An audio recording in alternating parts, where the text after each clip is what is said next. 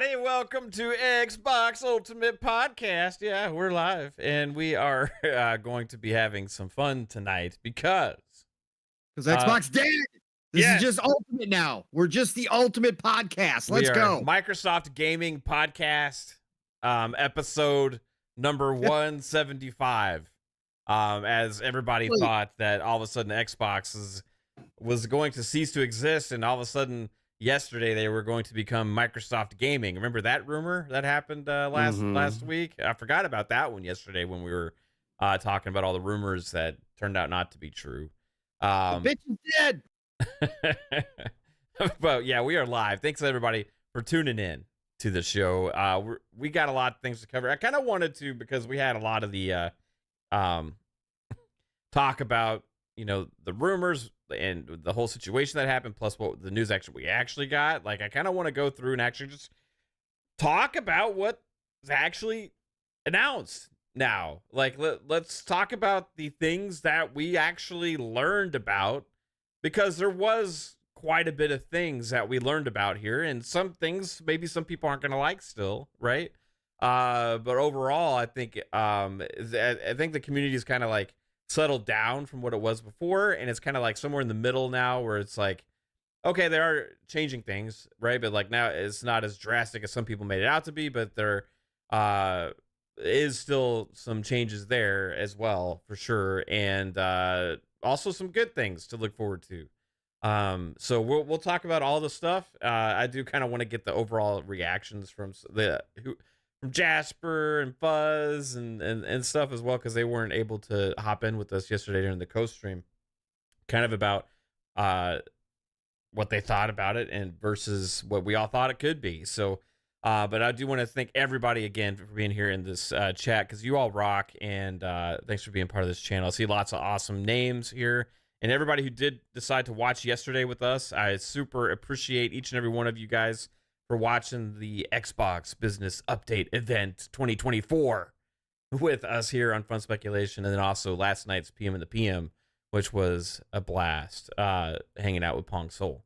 But let's get into this. Fuzzy Belvedere, how are you doing, sir? I'm doing great. I'm glad to see that Twitter is not quite the I guess shit show. Yeah. But it still got some spicy takes and people arguing back and forth still. And yeah, it's its normal self. But as far as the outlook for Game Pass and Xbox and future hardware, it's looking pretty bright. So we're going to get into it. But man, oh man, can't wait to get into it. Glad to be here with you guys. Yeah, this is going to be a good one. Yeah, man. Thanks always for being here, Fuzz, and being part of what we do.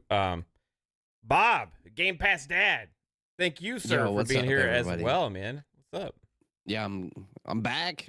I'm under the weather, but we're talking Xbox, and I mean, thank you everyone for taking time out of your day to come to the Microsoft Gaming Entertainment Business Update event. Very important that we're here, because the sky has been falling for the last 2 weeks, and Xbox is a multi-billion-dollar revenue generator for Microsoft, but it could cease to exist tomorrow. So it's important that we're here. So yeah, it could. Just like speaking of Microsoft, you got a Microsoft Paint looking house in the background. What is that? Yeah, yeah. That's just like that's Dad's house. I'm not feeling very well at the moment. As I was streaming, like my cold started coming on, so I'm just gonna go camless tonight. But we're still out here. We're doing the thing. Yeah. Well, thanks for being here, even though you don't feel good. Yeah, you were streaming a little bit before the show, getting some Microsoft Gaming World of Warcraft in, which was cool to see. Yeah, we're trying it out. Jasper, how are you, man? How many more episodes of Xbox Ultimate do you have with us? Two more? Yep. Yeah, only two more XUPs for Jasper. After tonight. Yeah. It's gonna suck. And then he gets a surgery. Yeah. What's up, man? How are you doing? Pretty good. I've just been dealing with that stuff that's going on in the background it's every day is something new that I gotta look at, so it's fun. But yeah. Life is happening. That's where I'm at. Life's happening. Right on. I love it. So for some reason, every cam on my Discord froze, but my internet's solid, so I have no idea why that happened. But y'all all started moving again, so I guess everything's okay. Psycho, what is up with you, man? How's it going? Good. How are you? I've been busy. Been playing. I finished. I rolled credits on Grand Blue Fantasy Relink Nice. this morning. There is so no spoilers, but once you beat it, there's things to do. So it's interesting. Cool. That's good to know. So It's the end game. There's pretty much. Right. Yeah, it's like stuff. So you can reach level 100 with your characters, and I'm at 50, 51 on some of them. So I'm like halfway there. So, but other than that, I just downloaded Trinity Trigger. Right I on. also downloaded Helldivers 2, and then I kind of totally spaced that you got to have PS Plus, and I'm like, all right, Yeah. so I was like, yep, not keeping it. So unfortunately, but it's all right. Once I get a new PC, whatever that is, I'll hop it on PC because I don't have to pay for online access. Yeah. Yeah, it's still thing. Xbox, PlayStation, they all need to get rid of that. It's so and Nintendo too. Now you have to pay. Nintendo's dirt cheap. Yeah, it's like for $20 a year. Yeah. So it's not Yeah. as bad, right? But still, No. it's especially for their if they tried to charge for their online shit like PlayStation and Xbox do, they're at some point Nintendo fans would hopefully speak up, because if they for their online services, such there's nothing there, No, they'll stand in line and be, thank you, sir. May I have some more? Yeah. More No, Pokemon, please. Besides, with Trinity Trigger, what I played, the graphics. So I'm on PS5 playing it, and it literally looks like it belongs on the Switch. That's how bad and downgraded the graphics are. So, but its cutscenes are in anime style. So I'm like, all right. So far, I've been enjoying myself. So we'll see how far I get into it, but yeah, and that's it. It's been an interesting day. See, what is it? Skull and Bones came out today. Mario and Donkey Kong came out today, and so I've been busy at work. Yeah, right on. That's good to hear. People excited for those games, maybe. Yeah, I mean the Mario and Donkey Kong looks interesting. So cool. Pong Soul. Spent a lot of time with you yesterday, man. From the stream earlier in the day, watching the BUE 2024 to PM in the evening. Yeah, it's a great fun time hanging out with you. But how you been today, man? Long day at work. Got home, wanted to play some Helldivers 2 because double XP weekend, because they are actually giving back to the community because some of the stuff wasn't working properly. That's the way you do it. Shout out to Arrowhead yet again. However, how did they not see their servers are filling up? But like Steel said, but this is a Sony game. Sony ain't got the servers. So there's a problem now. So the servers are at capacity right now. I said too bad. They had to make that deal with Sony, because just like Pocket Pair, they could have come and had some Microsoft help, but that's not happening. So Helldivers 2 is out of the question. So Steel and I jumped into a little Suicide Squad right before the show. It's been a minute, and right back like riding a bicycle, man. Didn't take too long to get back into the flow. Suicide Squad is going to be one of the most slept on games this year. Yo, those motherfuckers need to patch my goddamn bug. They put out a patch the other day, nothing to address it. I'm like, Jesus Christ. They're Really? Every time someone mentions it, they just ghost the chat. It's like people will bring it up in Discord, the devs are just look away. It's like, what the fuck are y'all doing? For people who don't know, Jasper still can't play Endgame unless he joins somebody else. So Jasper, the king of Endgame, has been locked out. They're like, nah, we don't want the sweaty in here. Anyways, but Suicide Squad is still feeling freaking amazing, having a blast. Yeah, I'm playing games, everybody. I know, shockingly enough, most people out here are playing everything but games, it seems. but I still make time for games because at the end of the day, that's all that freaking matters. But yesterday was awesome. Fascinating. Again, this generation, we said it from the get-go. You can go back and watch our shows. This generation was going to change a lot of things. We're going to see a lot of interesting things come out of it.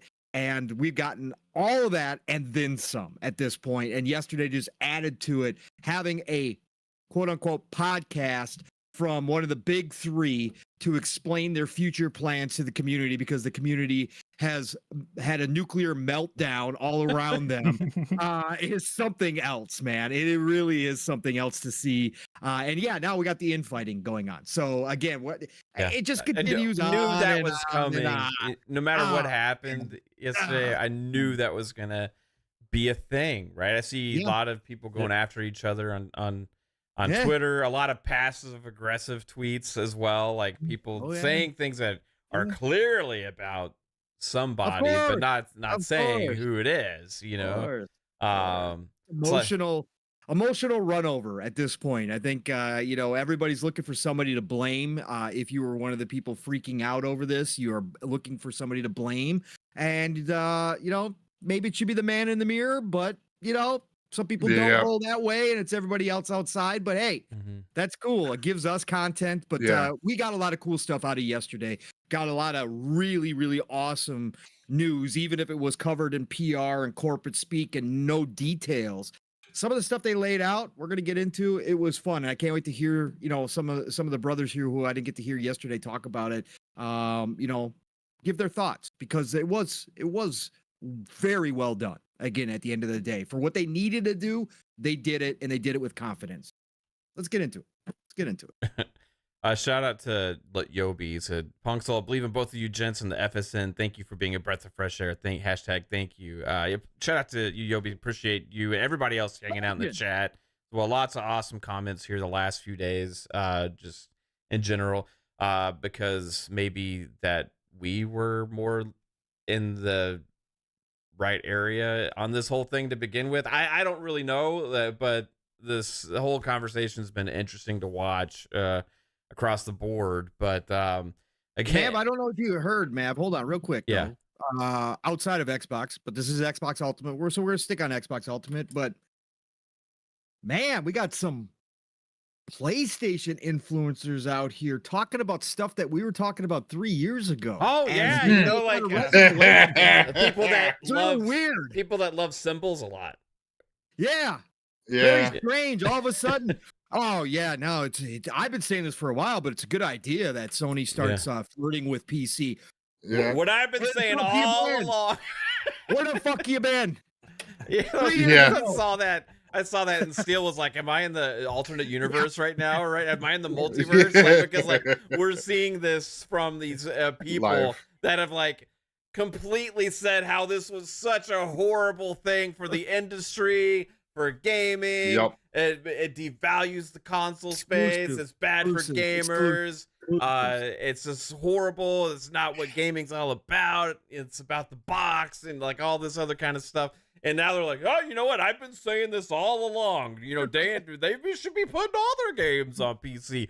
Yeah, we heard you, motherfucker, for years. What are you talking about? You want to act like all of a sudden people didn't have ears for the last however long? No, we have heard you, and all of a sudden it's like, oh, twist. You're going to forget everything I said, and I'm going to say that I've always been saying this. Why?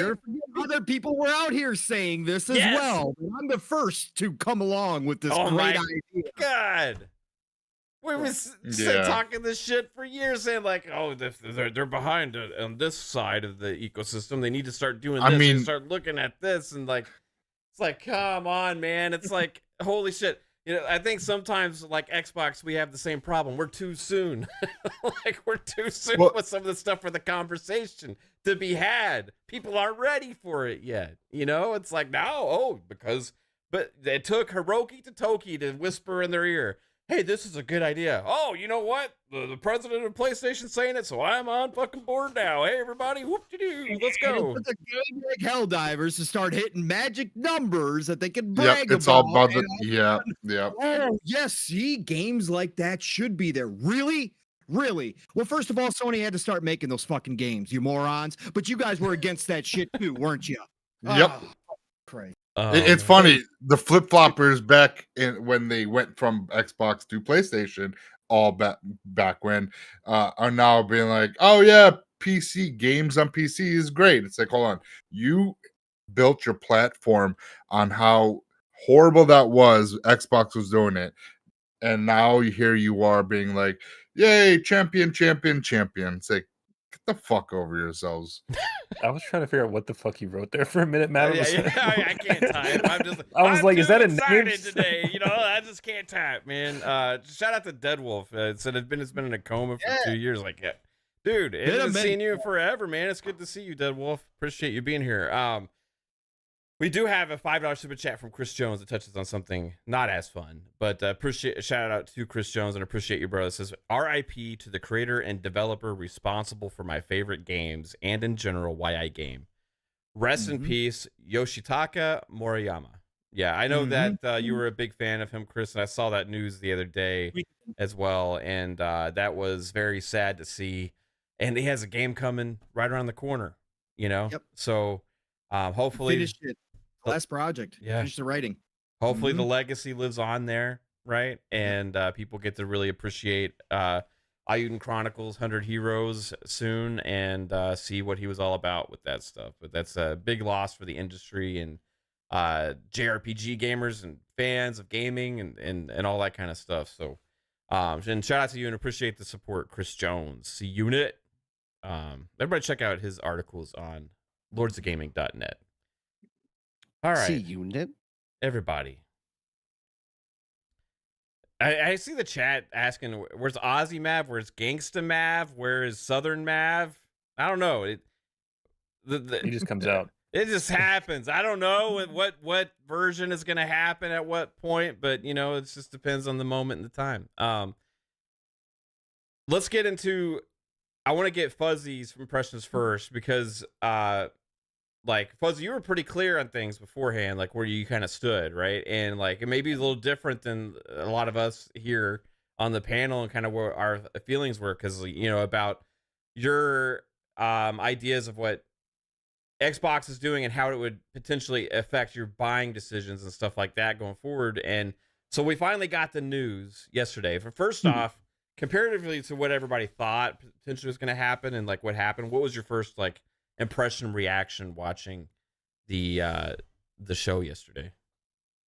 Well, I came into it with two major questions. One was, will there be any changes to Game Pass? Will there be, you know, any issues as far as like the ABK integration and stuff like that, as far as new titles? And that was taken care of. They clearly stated, you know, ABK will be going into Game Pass, starting with Diablo in March, or the end of March, and then Call of Duty. They didn't say Call of Duty, but they said everything is going day and date. All first party, including ABK, goes in day and date. So if there was any gray area or any contractual obligations that they had to adhere to, that should have been brought up in that. And it doesn't appear that there were any, so I'm expecting Call of Duty, you know, when it comes or launches in October, it'll be right in Game Pass. So seeing that there was no change, no delay to certain titles or certain published titles into the service, that put my mind at ease. The other aspect was what games or how many games were going over to PlayStation or to Nintendo. And I was strongly against it, period. Like, I'm fine with things going to PC for either platform, whether it's PlayStation going to PC or Xbox going to PC. Those make total sense to me because they're not overlapping, competing platforms. They're typically completely separate, or you might have somebody that has both. I mean, you can have somebody that has both a PlayStation and Xbox, true, but having it where you have that crossover was totally against what I want to deal with going down the road, because I don't trust that that's going to be like just this test that they stated. Typically when you test, like originally the whole thing was Hi-Fi Rush, and then Grubb brought up Sea of Thieves. Now they didn't name any of the titles, but it went quickly from one to however many people were rumoring, but we were always kind of hovering around 2, and it winds up actually being 4. That was 4 too many as far as I was concerned. So for me, that determines that I will not make any more third-party purchases on the Xbox platform, since they're kind of making it so they're giving you this vision of where things are going to go. For me, that makes more sense to just stick with PC at that point. I can do away with console. My sons have already advanced to PC, and I've been grudgingly been playing more on PC.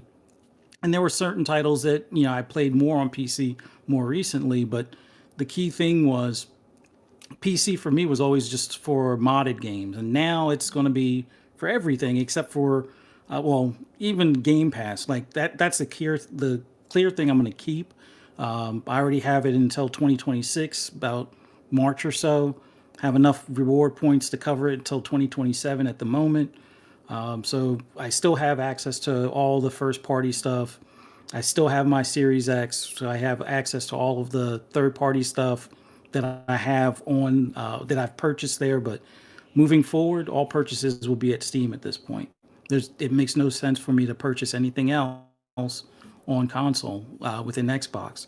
The only other things that I might make purchases of would be like the early access for like some of the first party stuff. So paying for that additional content or the early access, those would be the only additional purchases I make. But they answered both questions I was looking forward to. I didn't like the answer on the titles going to PlayStation, so I'm going to adjust my purchasing habits accordingly. But outside of that, everything else, like the attention to talking about the hardware, attention to talking about the plans moving forward with this test with the software and stuff like that is positive, but it's not what I was hoping for. And I know I'm probably the oddball. I'm a dinosaur as far as exclusives do differentiate between the consoles. And if you're going to put your first 2 new IPs, which we're assuming it's going to probably be Hi-Fi Rush and Pentiment, and sure, I understand they're not system sellers or anything like that,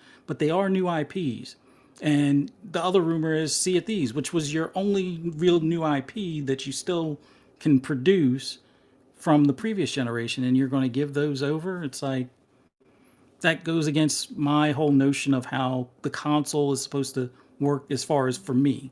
So moving forward, I'm mainly PC, and that will be what it is. Yeah. I mean, everybody has to make their own decisions on what they value and what they like and what they don't like. You know what I mean? Like, for me, it doesn't matter, like it doesn't affect like me personally or whatever. So like I've said a long time ago, I don't really care, but I'm not going to judge anybody for deciding for themselves what they want to do. Right.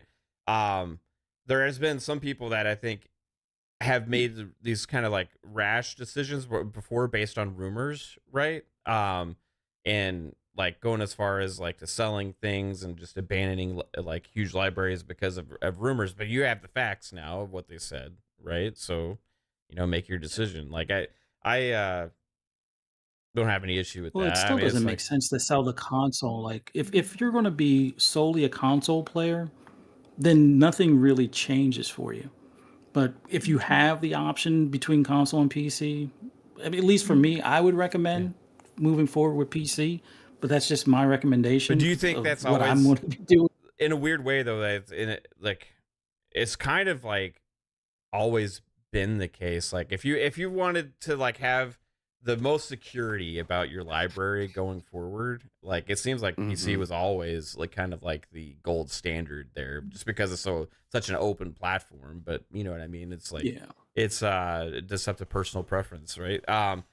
Alvin hit us with the $5 super chat. Says Nintendo was the last Infinity Stone Gabe needs for his gauntlet. Helldivers and Power World breaking records, and now Xbox and Sony have bent the knee. Yeah, you want to talk about a future potentially with Steam keeps making ground, and if they really do some interesting stuff, to your point, Fuzz, as well there, like, they have a really intriguing ecosystem that's amazing. It has games from multiple platforms as well. They have built up that massive library, and they also have now created a OS that is more streamlined and can work on different devices, so we'll see what they do with the with that. going forward, and Yeah. potentially more different kinds of devices. And it'll be interesting to see. Like, I'm just be honest. Like, if they made a Steam box, like again now today, and I could use like, I don't have to use that weird ass like fucking Steam thing that they were trying to, Controller. that they were trying to push on us. I mean, And you like, never had to use that. Like you could still use the Xbox. Controller. It yeah, was just I'm just saying, as long as I can use the Xbox controller, and like, I would get one because I built up a Steam library now, and like, I would like to play. It would make it easy to play those games on a TV too. It doesn't mean I get rid of Xbox, right? But like, why not? You know, I have every other platform. Steam Link, I've been doing more and more on my tablet actually, and it works pretty damn good. But Jasper, you weren't able to be there because you were out bowling with the buddies. yeah. But you did catch it before you left. What Yeah. overall, like, what did you So think? overall, for me, like this was kind of like a big nothing burger because it's the shit I already knew was going to happen. Like the biggest surprise was the 4 games or whatever. Like I could have been happy either way if they went all exclusive or if they said no, everything's going multiplat. Like to me, that never mattered anyway. So Right. I was like, oh okay. And Yeah. then I knew there was still going to be an Xbox next generation, so like that wasn't a surprise for me. I know Game Pass is still a core function. Like the community started kind of bringing that up in Yeah. like the last few days. It was like, is Game Pass going to change or whatever? So I never like questioned that until like a lot of the community was like, I want to pay for my games now. It's like, what the fuck are we doing here? Like, Yeah. That was weird too. That was the thing that started to kind of like being like, we don't want to advocate for them to give us less value, people. Like, what are you doing? You know, that didn't make any damn sense. so yeah, for me it was just like, yeah, that's where I knew you were going. Like it wasn't like that big of a surprise to me. Right. It seemed like the smoke that was there was based on this stuff, and that was kind of Yeah. like what we got. And then we got some other interesting news, like the Call of Duty day and date, or the ABK games day and date, like the Game Pass. Was that like what you mean, expected? Because I felt like that was, even for me, kind of like a question going forward to how, if they were going to be able to Yeah. do that, you know? I figured Diablo would probably be like around June, just like Mm-hmm. maybe get it in the year for that DLC. Like I was wondering if they were going to make you buy the DLC then put it in Game Pass. That was kind of my only question with Diablo. And with Call of Duty, I'm still kind of questioning it because if it is under contract, they're not going to say anything if it is. Right. So like Call of Duty's still kind of up in the air for me, but Right on. it's whatever. Karma God 91 hit us earlier with a $5 super chat. It says, Mav, was that you on the I don't have Uno motherfucker video years ago? No, but I don't even know what you're talking about. But now I will have to Google that shit. I don't have Uno motherfucker. Is that, am I saying it like the video? I don't know. I don't have Uno motherfucker. Is that right? I don't know how the video sounds, so I would try and sound like I could imagine. Caper Grant 692 with 5 Canadian says, one thing I do like about buying from Xbox stores, when I buy games, I get them both on PC and Xbox. Not all third-party games, but a lot of them. Yeah, man, like especially the first-party shit, like you get like that cross buy, you get cross progression, cross save, you know, like you get like all this stuff.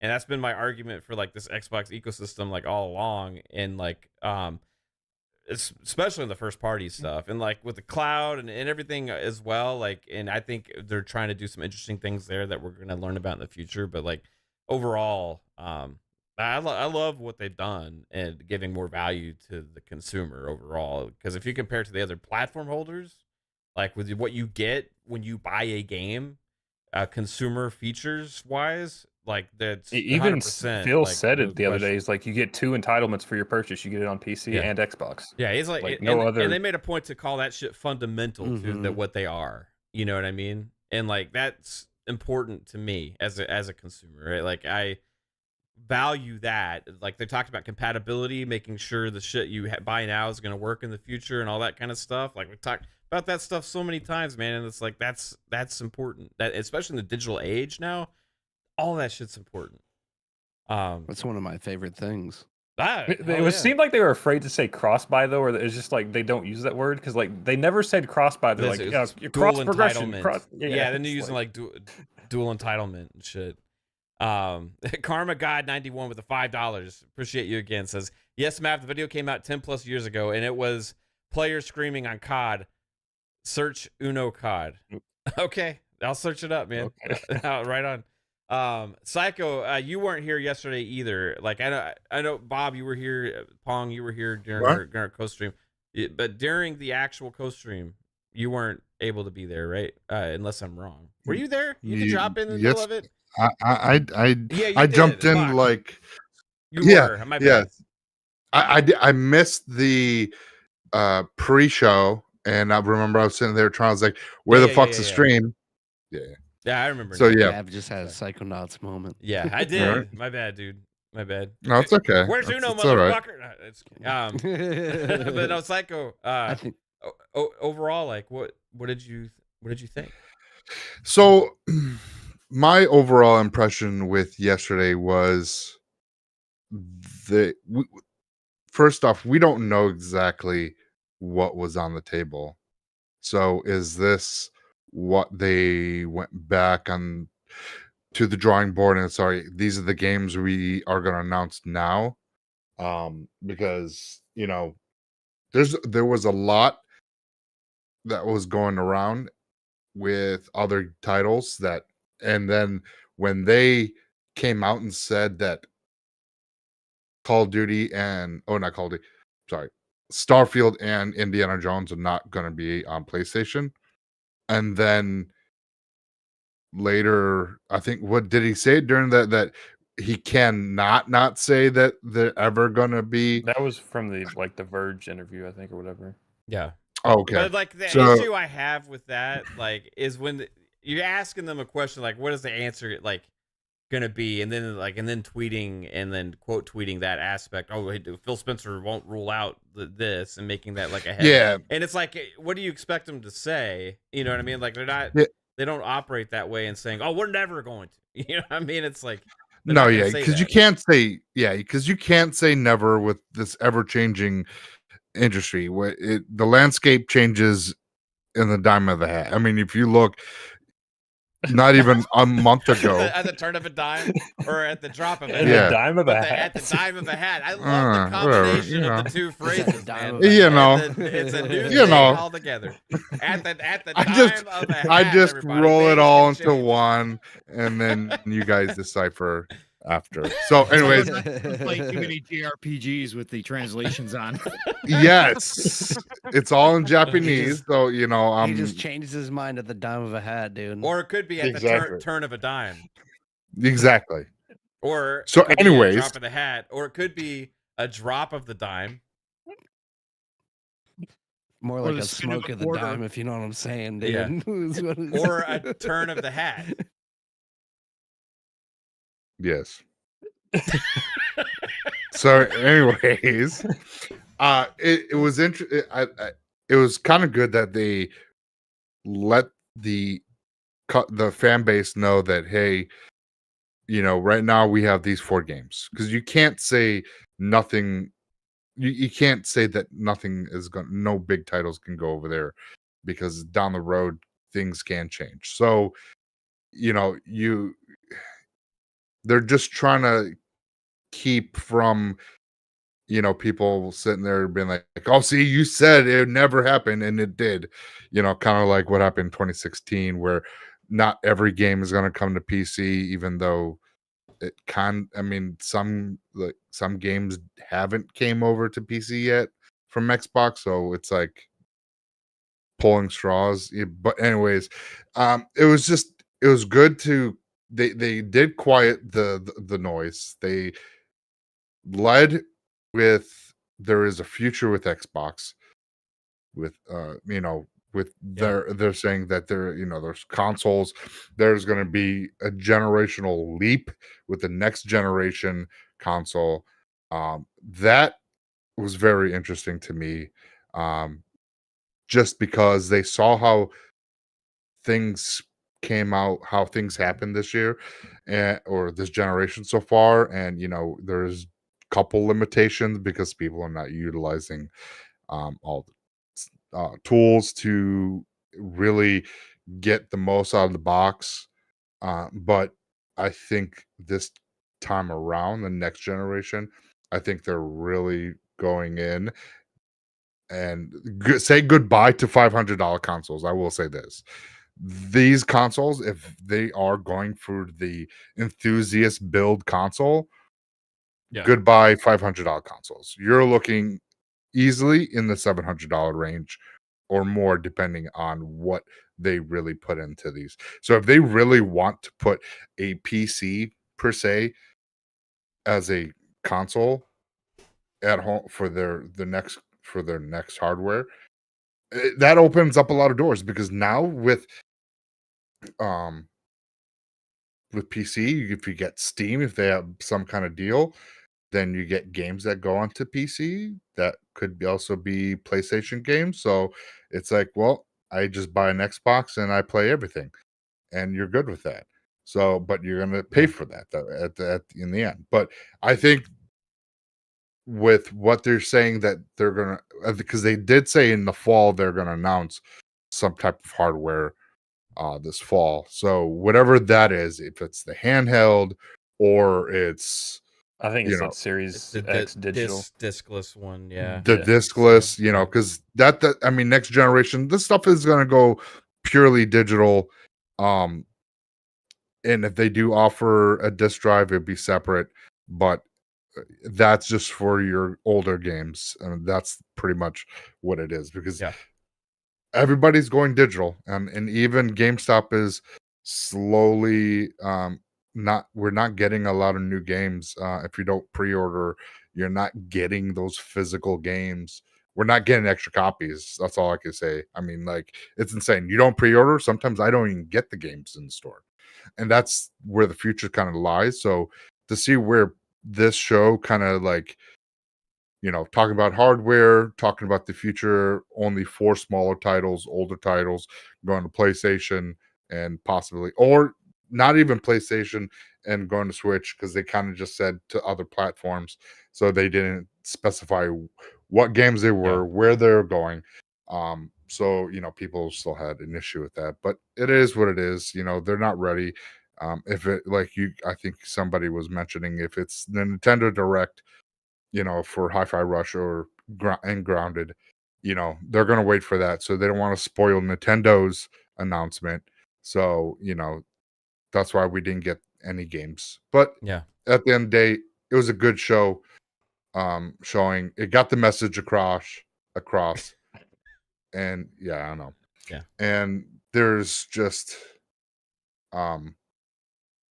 I feel confident that I can still make purchases on my console right now and not worry about the ecosystem just going third party, and then it's like, what I even keep fucking buying games. I think that was the biggest message, right? Like, again, like, it's kind of what I was saying that they needed to do, is like do the whole like faith in the hardware, faith in the ecosystem thing. Yeah. And it's kind So of they gave you the future.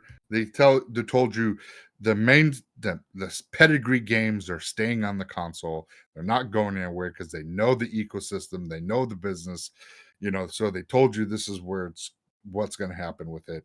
And so if you have a PC, like most of you guys, it's not a huge deal if certain things, if something happens, because the games you're buying are going to be playable on your PC regardless, because of the cross from Xbox games per se.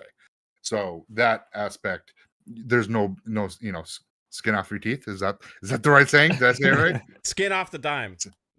No, goddamn it. But I think it was a good show. Right on, man. Karma God 91 with the $2 says, Pony's getting Popeye's biscuits.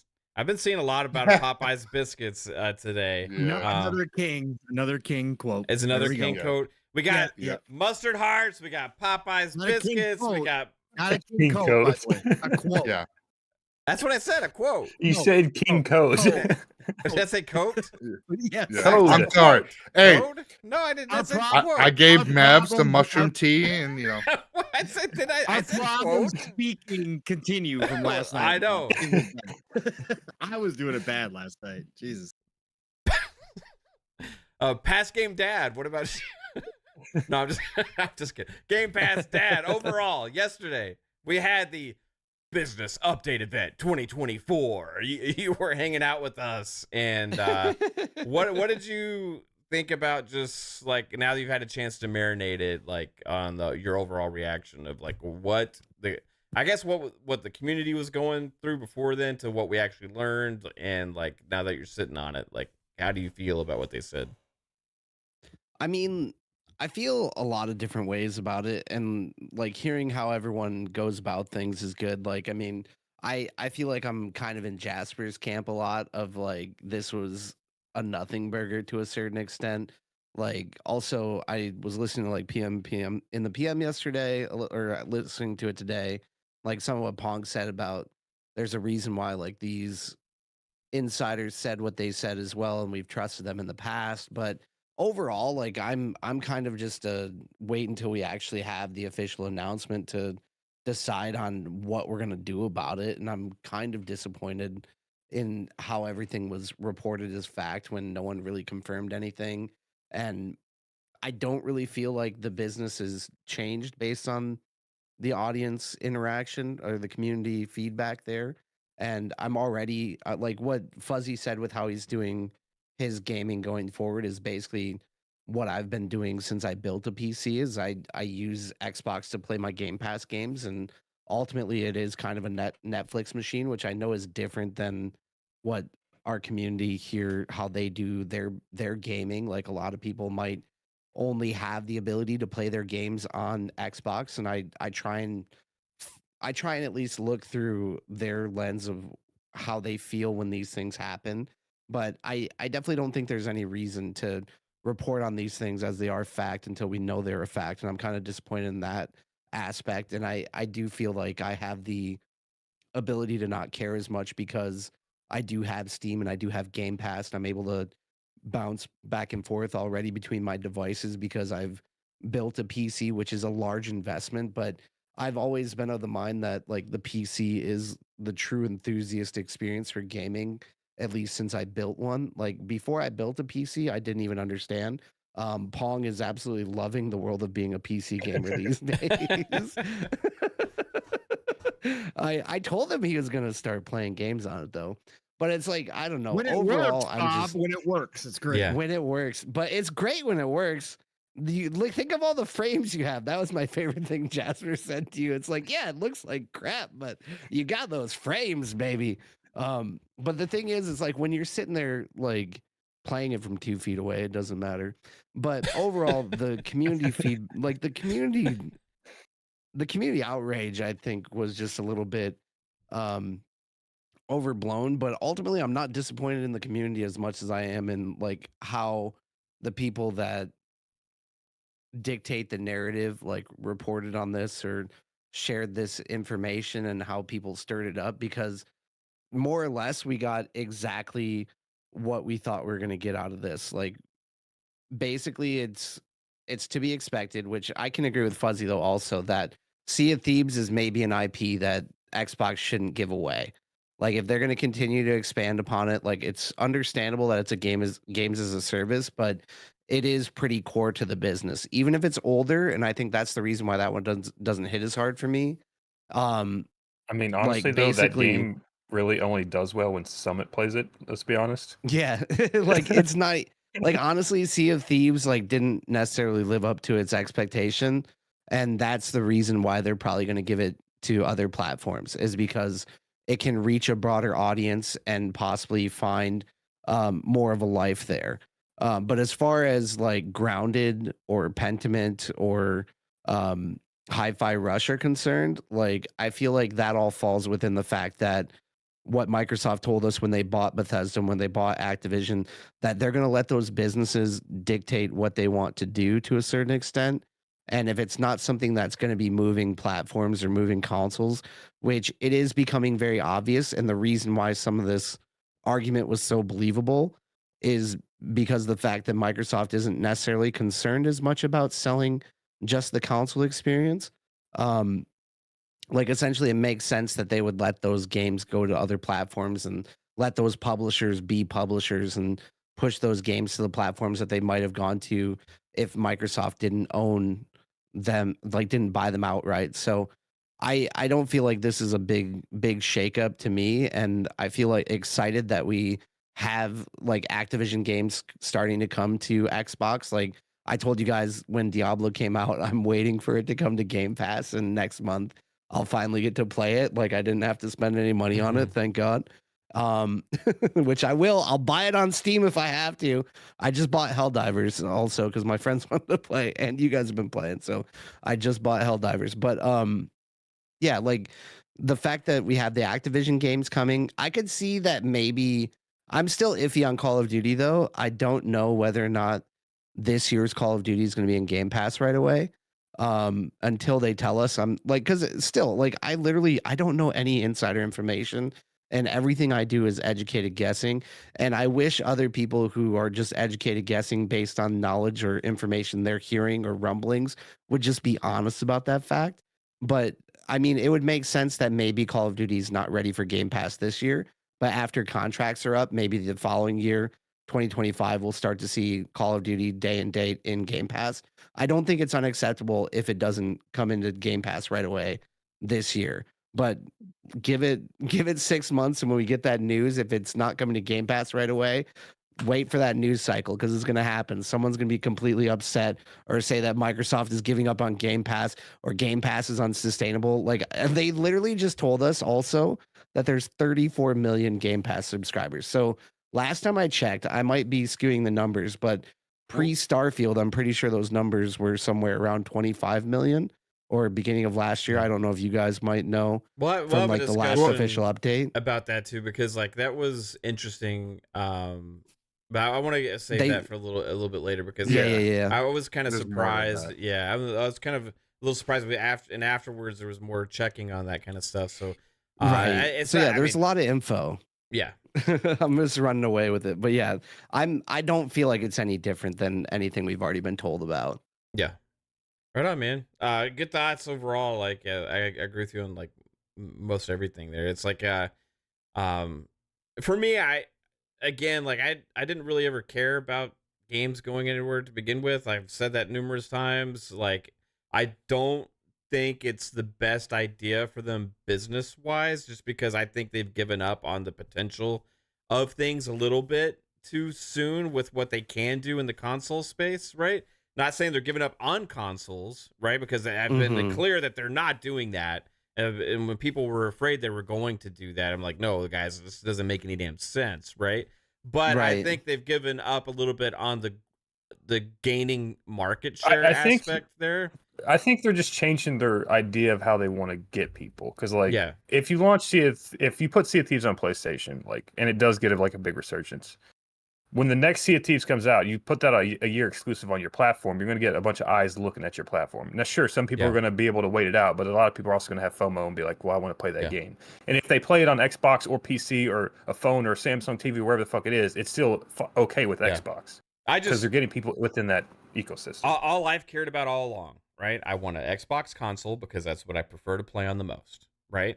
I want my games to be compatible, and I want to know that my games are going to carry forward with me on the next generation, right?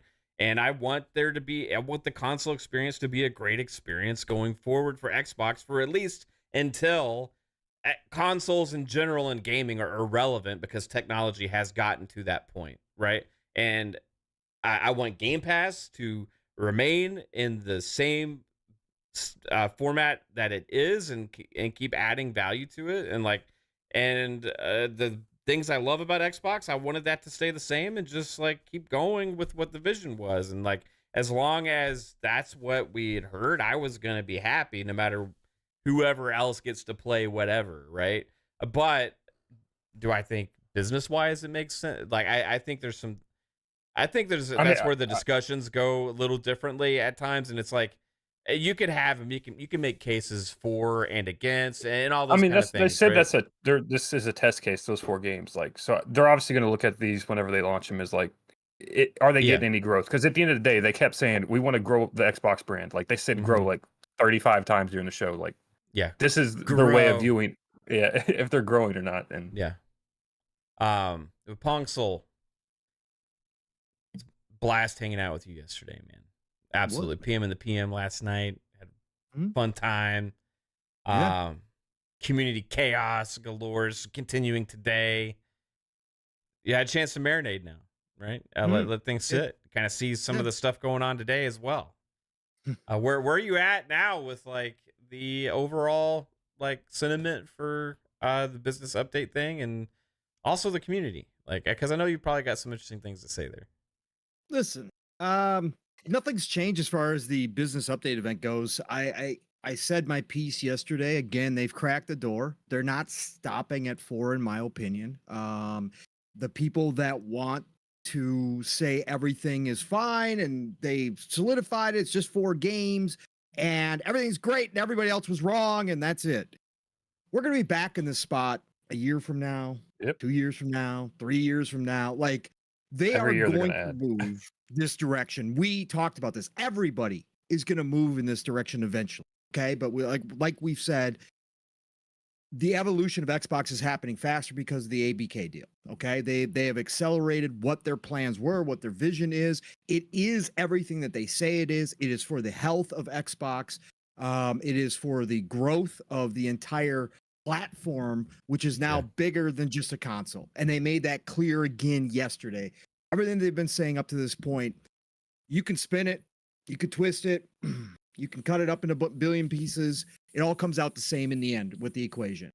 We know what they're doing. They're going after 2 billion, 3 billion players, and they're going to get there by doing a lot of different things and putting their games in a lot of different places. And that includes competing platforms at some point. But again, we already see, PlayStation following suit. They're just going to be slower about it, more methodical about it because they have to, because they don't have the resources of a Microsoft or behind the them. ecosystem built up. The ecosystem, because all that came into play when they started this change within Xbox. Microsoft investing heavily in the back end because it benefits all of their other businesses as well when it comes to the Azure servers. We've talked about this nearly for 3 years now about what we saw coming. So it didn't change any of that. But what I said about the business update event was that they did exactly what they needed to do for the community, which was make very, very solid points and confident points about what it didn't mean, right? What it didn't mean, what it wasn't going to do to the brand, right? They aren't getting rid of Game Pass. They're not changing Game Pass as of this point. That is staying the same. Day and date games are staying the same. Activision Blizzard, along with ZeniMax games, will continue to come into Game Pass day and date. And then for the people that were upset about the potential loss of consoles altogether, they doubled down, maybe even tripled down with Sarah Bond's statement. Big statements there. Right. Big statements. And again, whether you say, well, that's corporate speak, sure. A lot of it was corporate speak. They're not giving us details. They're not going to lay out the technological plans they got for us the next console. But it does not matter. The fact that they came out publicly in this forum and did share, and it's specifically Sarah when she said we're going for the biggest technological leap of any generation. Even if they don't hit that, because again, somebody been gaming for 40 years, a lot of generations, like there's a lot of big leaps in there. 8-bit to 16-bit, my mind was fucking blown, man. I'm like, oh my God, look at these 8 other bits. 16-bit to 3D. The sound is amazing. The color is so lifelike. Oh my God, look at this little fucker running across the screen. He looks so real. Mario now. 64, you're like, oh my God, that face looks like a real human. Look at that detail. There's a pupil in the eye. Dude, that was a jump. We had full motion video games, for God's sakes, where we had live actors on our screen and we could interact with, like Wing Commander. Sewer Shark, everybody. Oh, PS1 Ridge Racer was my first thing I put in there. I was like, Ridge Racer, a fucking 3D racer like this. Like, I don't have to sit in an arcade machine. Like, oh my God, this is fucking incredible. Crazy. But the fact that they still said it and that they're shooting for that as a goal. And again, that means the R&D that they're putting into it is more than significant. So they are not going anywhere when it comes to hardware. They are doubling down on the hardware. It is still a main access point. Phil pointed out that is still going to be the best place to play your Xbox games is on their own hardware, even as they are trying to get to more screens everywhere.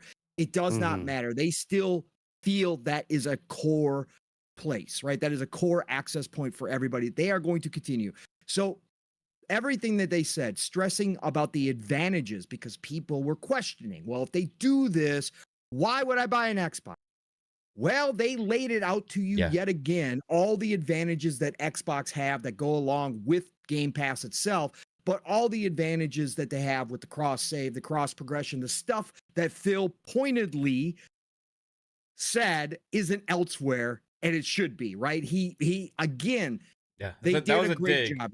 right? It was a dig, but it was also him trying to push. He always does this because now from their position, even though they're third place, according to some people, even though they've lost the console war, according to Phil and according to everybody, they are still driving innovation, which they've always done. This is nothing new for them. And they see the future and they want to push some of the others that direction, some of the old kind of ways of thinking. They want to push that out and say, PlayStation, Nintendo, listen, you guys don't have to follow us completely, but there's some basics here that you should have. We talked about it last night, Matt. Why in 2024 does Sony still make me have PS Plus to actually have my saves? Why do I have to pay for my saves of my games? Why did I lose all my PlayStation 4 saves? Because I wasn't subscribed to them. That's the stuff that's ridiculous.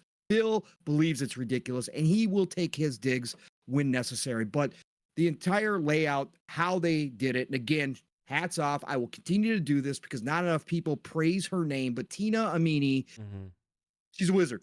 And I love her. She does it. Oh, of course you do. So she does everything behind the scenes, created the team that gave us the direct, has really seemingly take a hold of some of the real marketing.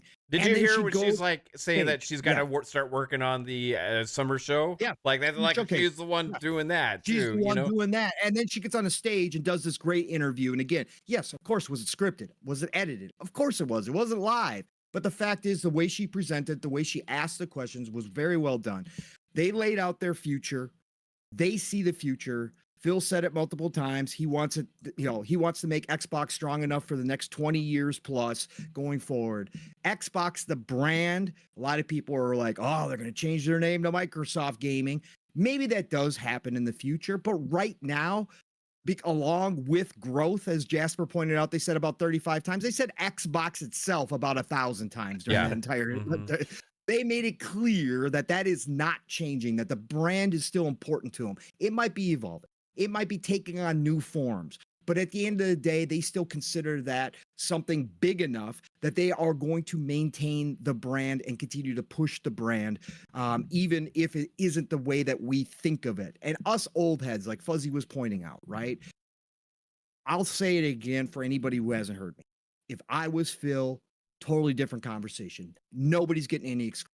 Just like Fuzzy said, I'm still competing till the bitter end. You got to tear those exclusives away from me and crush my console market share down to 0 before I'm admitting defeat. Okay. I'm not getting you anything. Okay.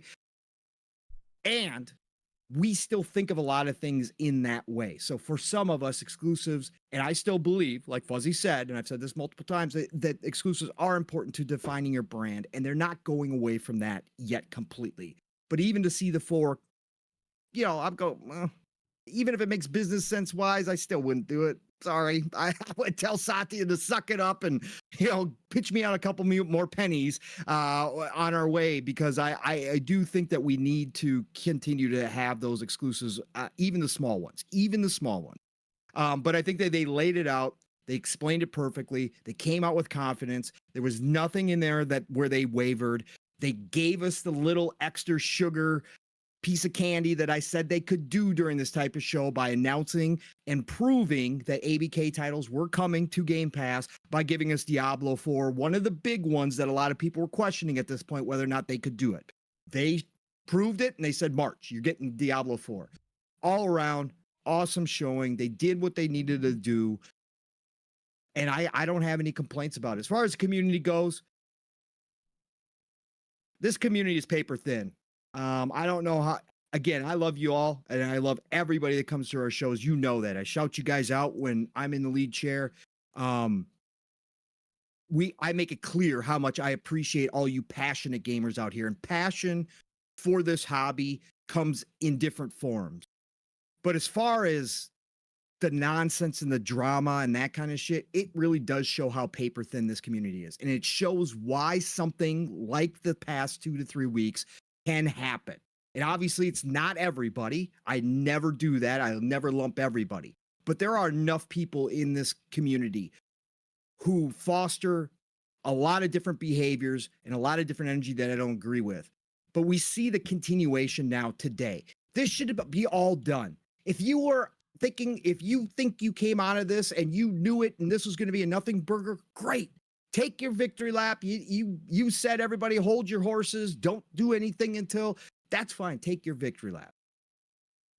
But to continue this infighting now and to look elsewhere for the people who are still emotionally charged, to push blame on other people and get in fights with people over this nonsense, you guys are all, in my opinion, and you don't have to hold my opinion at all, you enjoy it. But in my opinion, you guys have lost focus of what it is all about here in this industry, which is gaming. And yes, I know this happens in communities everywhere, no matter what we're talking about, sports, politics, religion, it don't matter. It happens. Tribalism happens.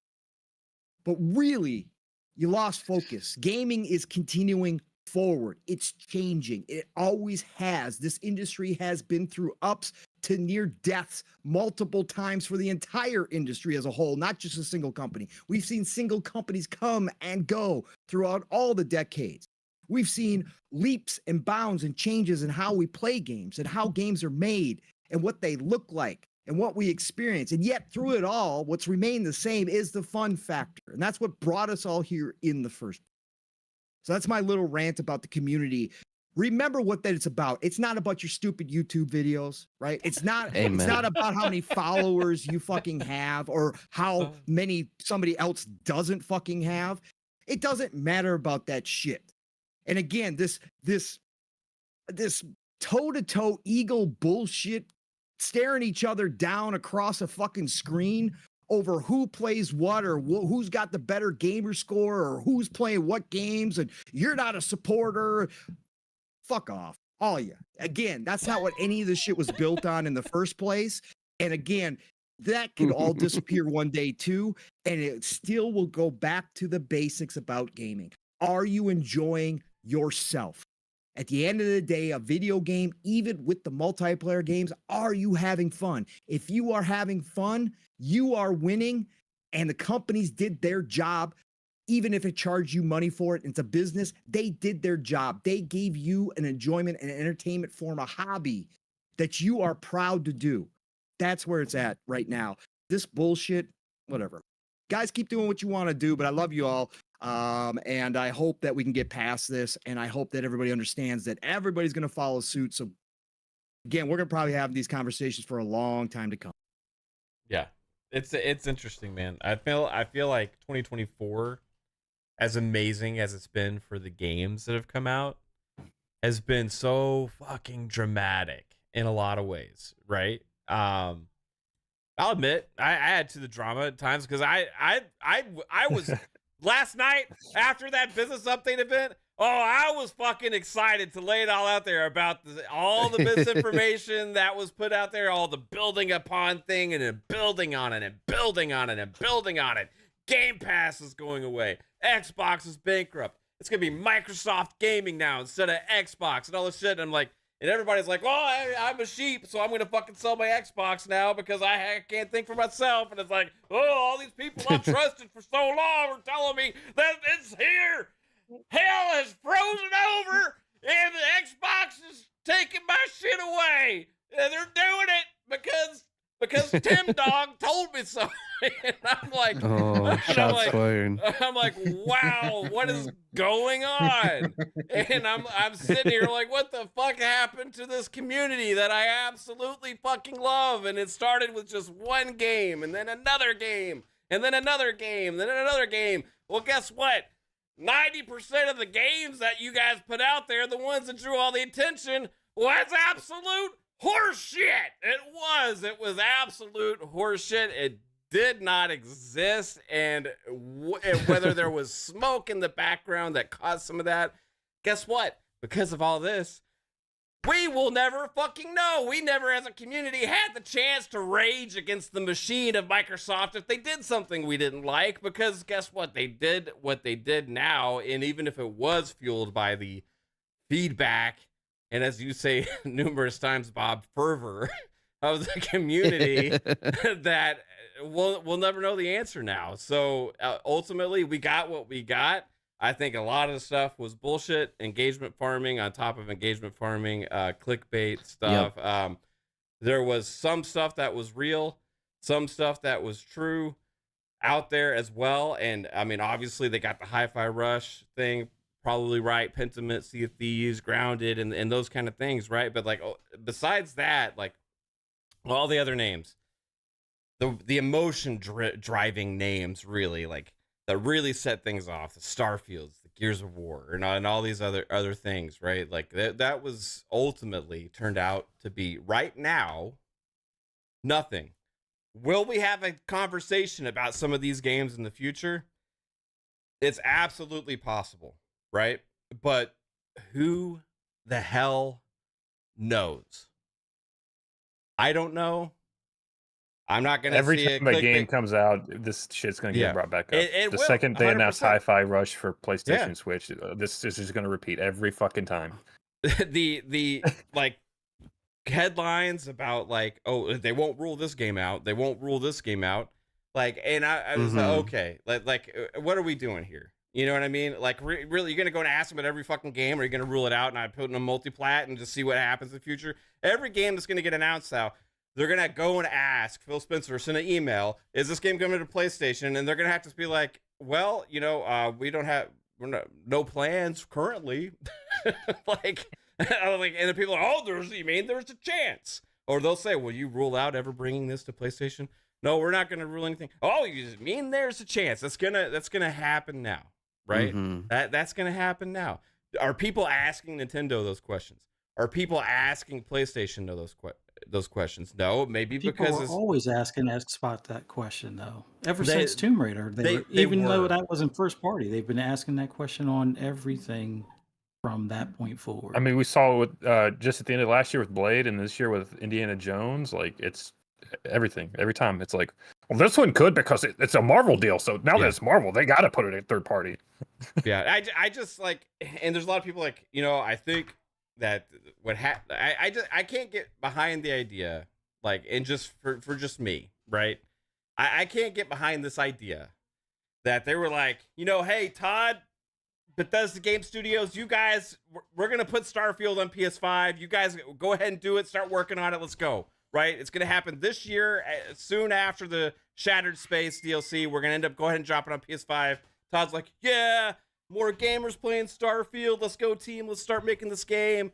And then they're like, hey, Todd, I got to have a talk.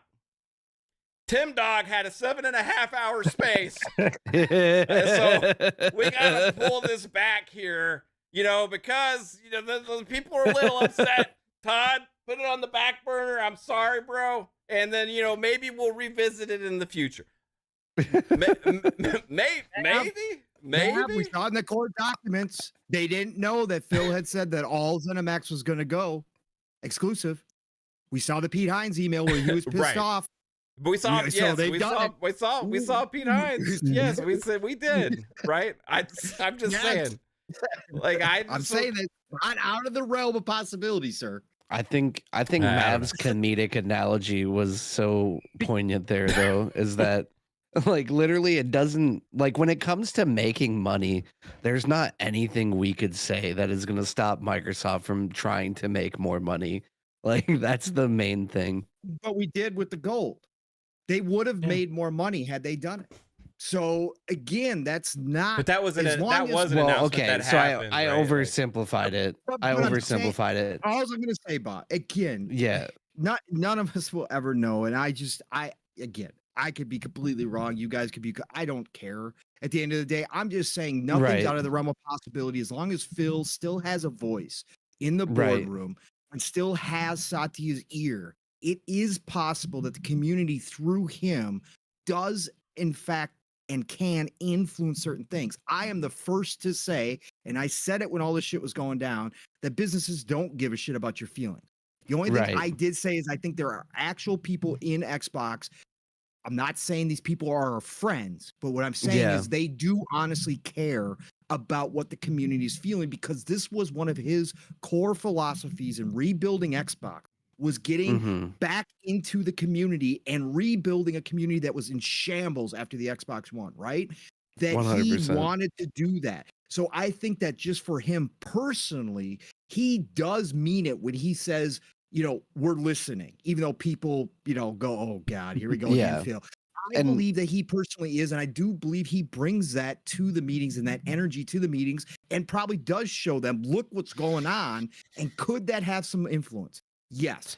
Ultimately, if Satya said, no, we're rolling out third party, shut it down, no more consoles, yeah, they would just simply do that. I agree with you there, Bob. 100%. And you would also Just think to- that like Todd Howard, like as a creative director of a game or whatever, and as a creative person, like he would want his game to be enjoyed by as many people as possible to get his vision out there. Like, Absolutely. Every Right. single one of these developers would love if like the games Yeah. were Well- everywhere, right? I 100% agree with that. I think that brings up a good point, though, is that, well, I kind of oversimplified it because I feel like something like a price change on Xbox Gold, which is now like Game Pass Core, like I think something like a price change like that we could have a lot more of an impact on. And I do respect and appreciate what Pong brought up as well. The fact that like it does feel like Phil and like the Xbox team, at least those that are the powers that be now compared to like a Don Matrick or any other power CEOs that we've had in the past, like they actually care about building this community. And that's why it is like so difficult when this news comes out, or like how much we have an impact on it. But at the same time, like if they spend hundreds of thousands or millions of dollars on porting a game to another platform, like they're probably going to do it. But I do think that this kind of, they're certainly going to be keeping track of what their core audience's opinion on these things is in order to do the market research that they need to. But if they do want to bring it to other platforms, eventually they will. At the very least, we would hope that they don't do that at a time that's going to completely undermine the investment that we initially make on the platforms we want to purchase it. Because I, for one, would be pissed if less than a year later, if I would have just waited a little bit, like I could have bought it on a platform that I may have preferred. But I personally do enjoy PC and the Xbox ecosystem, and like what Mav brought up earlier, like being able to pick it up on my Xbox or even play it on my phone if I'm having a wild day, like just being able to play games where I want to, like that's why I'm still here. But I feel like we're also in a time where like everyone, like Mav says all the time, like we all have opinions. Everyone, whether we're in the panel or in the chat, like we all have the ability to have opinions, and none of our opinions are more impactful than anyone else's. And we're in a day and age as well where this is like the one thing I did want to say on the podcast today is like we're all fans first and foremost. Like some of us go to the extent where we spend a lot of time invested in this community and making content about it or being part of podcasts. But like at the end of the day, we're all fans first and foremost, and we've never been at a time where we've had this much interaction between not only like as fans, like whether we're making content or in the chats, but also directly with those that are making these decisions and making these games. And every single day it's becoming more and more intertwined. So I feel like these types of push and pull between the community and backlash is like going to become more frequent. So we do just have to like Pong and Mab said, like respect each other and understand, like to agree to disagree in ways that don't completely cause us to like oh, you mean throw be our an adult? Xboxes out the window. Yeah, be an adult. Right. Yeah, we're not Nintendo content creators. We're all adults here, right? That's Pokemon. Show us on the doll where the Pal World hurt you. I can't believe that Power World game's ripping off my Pokemon. Karma God 91 hit us earlier with the $2 super chat. Said, Mav, you're one of the realists. Keep up the content, bro. Appreciate you so much, and thank you for being here. If you're here, you're one of the realists too. Absolutely. Just for watching us. Appreciate everybody, whether One's you're in the li- chat live, if you're real. Yeah, if you're a real boy, put a 1 in the chat. Look at all these ones. Are you a real boy? Trey. So sorry. What if they're a girl? Are you a real boy or girl? put a 1 in the chat if you're a real boy. Put a 2 in the chat if you're a real girl, or put a 3 in the chat if you're anything in between. I don't care. We're breaking it down too much. Everyone, if you're feeling like it's something, just put a number in the chat. We'll figure it out later. I appreciate you guys. I'm bringing too shit. much Twitch over this YouTube podcast. All right. Sad Truth with the $10 super chat. Appreciate you. Said, to all the short circuiting bots and glizzy glazing pony bots who could not stay 10 toes down during the rumors off with your legs, words are just words till the action follows. Oh man, that was like a good start to a copy pasta right there. That's a good sad truth right there, bro.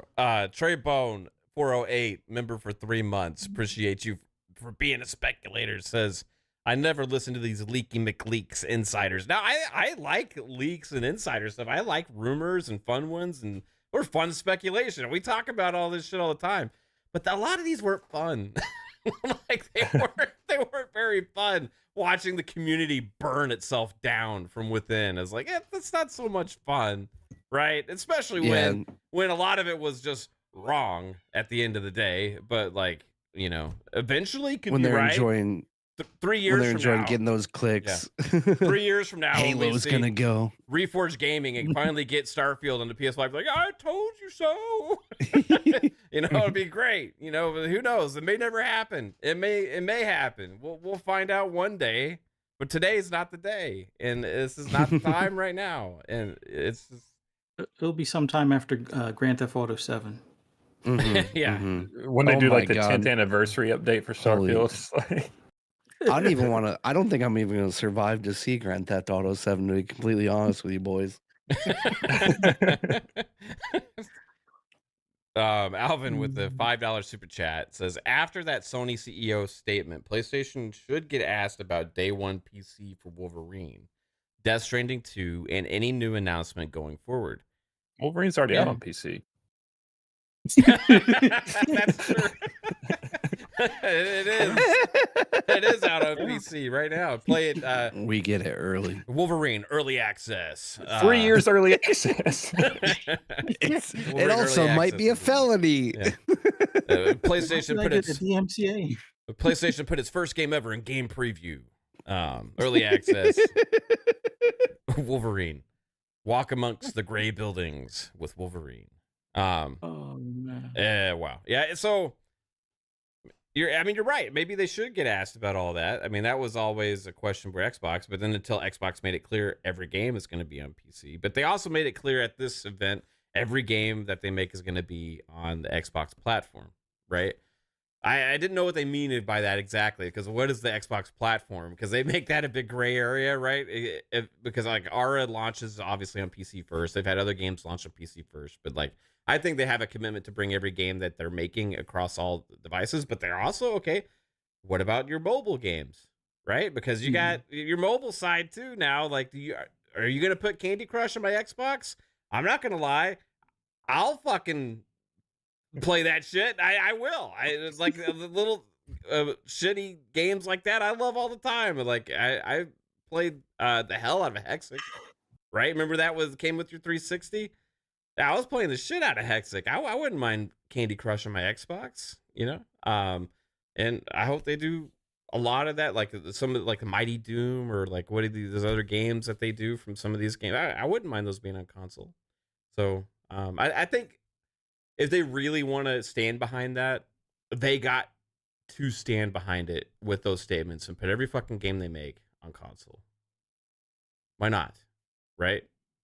That would add value to the console consumer. And that would be pretty awesome, in my opinion. But we'll see what they do. Then you just have the argument with the Xbox community. It's like, they're putting mobile games on Xbox. It's lessening the value. We're getting shittier just mobile games now. Right. Oh, fodder. It's all this mobile fodder now, Let's get to some of the other news we got from this, right? So we got ABK's day and date into Game Pass, right? We'll see up in the air right now if that means Call of Duty this year or not. I think it does because they said it, right? So I'm gonna say, if they don't say that, they should have been a little bit more specific when they stood on that stage and ran some of that stuff down, right? They said 34 million in Game Pass as well, right? So like, at first when they said that, I was like, because she was talking about playing Diablo 4, right? So I was like, well, she said playing Diablo 4 34 minutes, so I thought like that was for Game Pass tier and Game Pass Ultimate tier, right? But then it came out later, a bunch of media people had double checked with them, right? That did include the rollover from Xbox Live Gold turning into Game Pass Core, right? So Oh, it did? yeah, it does. Yeah, they've What? yeah, it said it to numerous different outlets now have gotten the clarification on that and the same answer. Which I have to admit that was pretty fucking surprising to me. I thought there was actually quite a few Xbox Live Gold subscribers still that had been converted to Core that would have been rolled in. It makes me wonder how many people were still just on Xbox Live Gold to begin with, right? Yeah, it's just like legacy accounts Yeah. of like a bunch of people that like already left the platform. Yeah, because Yeah. we heard numbers before, like a couple years ago or something, that was like 60 million like Xbox Live Gold members or something like that. Like, and I guess those were all not accurate. I don't know, but like, Unless if like when they, I mean, were they counting gold back then when they said 120 million active players, or were they just counting like active users on the ecosystem? Because there was Maybe like just- Xbox Silver or whatever, like yeah, also like Yeah. maybe if you just made an account, Like accounts. yeah. right? Yeah, so it was never clear before, but like I was expecting that to be. Does it actually fucking matter? No, because they clarified that it's still the model works for them. It obviously does. They're putting all their Call of Duty and Activision Blizzard shit in there. But like it was like when I found out that included that, I'm like, oh, okay, because we know that Starfield was a good success for them with Game Pass. Power World now is also a success for them for Game Pass, and they'd already hit 25 million before, right? Yeah. So, which was a public number, and then I could have swore there was another slip that was like where they were at 28 or something like that Mhm. during the ABK acquisition stuff. So then the Game Pass Core thing happened. And it's like, I guess only like a few million Game Pass Core subscribers. Well, I think it's because I like don't know. 90% of Xbox users are already Ultimate users anyway. Right. Yeah. Well, you also don't have to have like Game Pass Core to play free to play games anymore, right? Like they got rid of that a long time ago. You can just play Fortnite if you have an Xbox account. You don't have to pay for Yeah. anything. Yeah. So I mean, there's probably a lot of users that just but It's a good number. I mean, it's still like, it's a good number or whatever. Like, but like, I was thinking with the Game Pass Core added in there, it was going to be much higher than that. So It was like when they added Core. When they added Core, though, you guys correct me if I'm wrong or chat if you guys know, but I believe when they added Core, they were at 25 million subs, and they added Core, and Core was, or they added Gold. Well, that Core. 25 was the Now- last announced, but it had been a long time before this. Right, it'd been a long time, but when they did the Gold to Core, that was like 11 million, I think, or something like that. So that would have been like 36 at that time, which Right. means they probably did lose some overall. Like they, yeah. which wouldn't be shocking because PS Plus has been losing. I mean, they've been talking about it's been stagnant. Phil has said that multiple times, right? That it kind of capped and they didn't see much growth on the console side. Now the PC side, he said, was growing, but on the console side, he wasn't seeing growth, which would kind of lend itself. But again, if I'm wrong, I'm wrong. But I think those were the numbers. I could be off. Yeah. Anybody? I've also noticed a trend in like Bueller. Sorry, Bob. Go ahead. Sorry. I've also noticed a trend in like more of like a lot like if I talk to my more casual friends about gaming these days and like just what I've seen online, like because when it comes to like the people that are here and like us personally, like we've all moved on into like the next generation of gaming, but a big portion of the casual, like the people who would really be focused on the value side of things as well, I feel like we are getting to a point in console gaming where the upgrade doesn't necessarily make sense for like most of the like people who are just the general public who are playing like the Apexes or the Fortnites or the Call of Duties. Like as long as these games are still released on the I mean, Xbox even One and the they said PS4. that during the show, like Fortnite and Roblox are bigger than the platforms themselves nowadays, and they're free to play games. So you don't even have to Yeah. have Game Pass or any of that to play that, and it's bigger than your platform. Yeah. Yeah, like Fortnite and Roblox in and of itself should be considered essentially like in the console wars themselves also, just because of the number of users that they have. So it's like like we're getting to a point in console gaming where the generations are becoming less important, even though PlayStation, we believe in generations.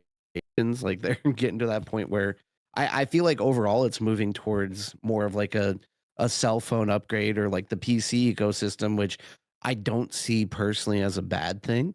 Like, yes, like the console system works, like to have the console that is easy to use and the games that are released for it, they work, and like you don't have to worry about anything else. There is a reason why there's a market for it, whether it be value or just not having to have the extra know-how or the extra effort just to play and enjoy your games. But you can do that with a cell phone. Like I'm going on now, like having a cell phone that's like 4 or 5 years old, and I feel weird about it because I've been holding on to it for so long because I can't afford to upgrade right now. But it's like, it's getting to that point where like the consoles are so powerful that like it's becoming less of a big jump, but also there's a lot of people holding on to their consoles for longer because they're still getting that experience. So I don't feel like as many of the lay people have upgraded is like the main point I guess I was trying to make. And I feel like a majority of Xbox users though have upgraded, like from one to Yeah. Series X. Like the people that actually play on Xbox, I feel like those people kind of upgrade faster than like a PlayStation community would. Yeah. Yeah. Like It's hard to say, PlayStation though, players are 'cause- waiting on like COD to be when they stop doing like the was it cross not cross play. What is it When they're called? both Like cross-gen. yeah, when it Yeah. is when COD stops doing cross gen, when 2K stops doing cross gen, when Mhm. Madden stops doing cross gen, that's when you'll probably see the big upgrade, which it might land in the lap of, Xbox if they start pushing the get, your Call of Duty with an Xbox Mhm. and it's only available on PS5 and Series X and S, and there's that bundle for the same price as what it would normally retail for the console by itself at instead of it being the $299, let's say it's the $249, Mhm. and it gives you COD. I think Yeah, that's that the way value. moving forward. Yeah, but I know a lot of casual players within family and friends that have PS4s are still going to have their PS4s because most of them are playing either Fortnite, Apex Legends, and I forget what other one that they're playing. It's not really Warzone or anything like that, but it's like Mhm. they have no need to upgrade at this point. They're playing Yeah. Fort Blocks. Port blocks. Yeah. I mean, shit. But I think That's all the kids play. Like my daughter's has her friend over, and the first thing to do, like set up the other Xbox so they can play Fortnite together on different screens. You know what I Mhm. mean? Like it's I think- Roblox, Minecraft, Fortnite, Call of Duty, right? Like GTA. Like Yeah. these are like the games that have like transcended to Mhm. another realm. You know what I mean? And there's a lot of mobile shit too that none of us ever even talk about or anything because we don't Mhm. even. I couldn't even tell you what the most popular mobile games are besides like Candy Crush. But Is it like Clash of Clans still? yeah, like Shadow Raid Legends. Sign up now. You No, know, is like, that No, popular? that or game, is that, that just, game you sucks. just That spam game ads sucks to real everyone? bad. it's That game's always bad. if you look in the App Store though, it's always like one of the top ones. Like it's crazy. It's so bad. Um, They pay to be there. It's because of like the advertising. Like some of these games do these mobile games will have like this famous like celebrity with like a supermodel or like a actor, and it's like, wow, that looks like the most amazing thing I've ever fucking seen before. And then like you see the actual gameplay, and it's like fucking like it's like Pac-Man. every once in a while you're scrolling through Instagram and they fucking get you. They're like, oh god, oh no. It looks so fun. Right. This I is think crazy. I think Jasper and Fuzzy brought up a really good point though, is like the casual market is still like waiting to really make that upgrade. And I think it's strange though also that literally Xbox and PlayStation just now are starting to cut off those cross-gen games, but now they're already starting to talk about the next generation. Like it's feeling like a lost generation to me. Like with COVID and everything, it's understandable because I'm sure we all feel like we're still in 2020 and it's like, oh, we're supposed to go outside again.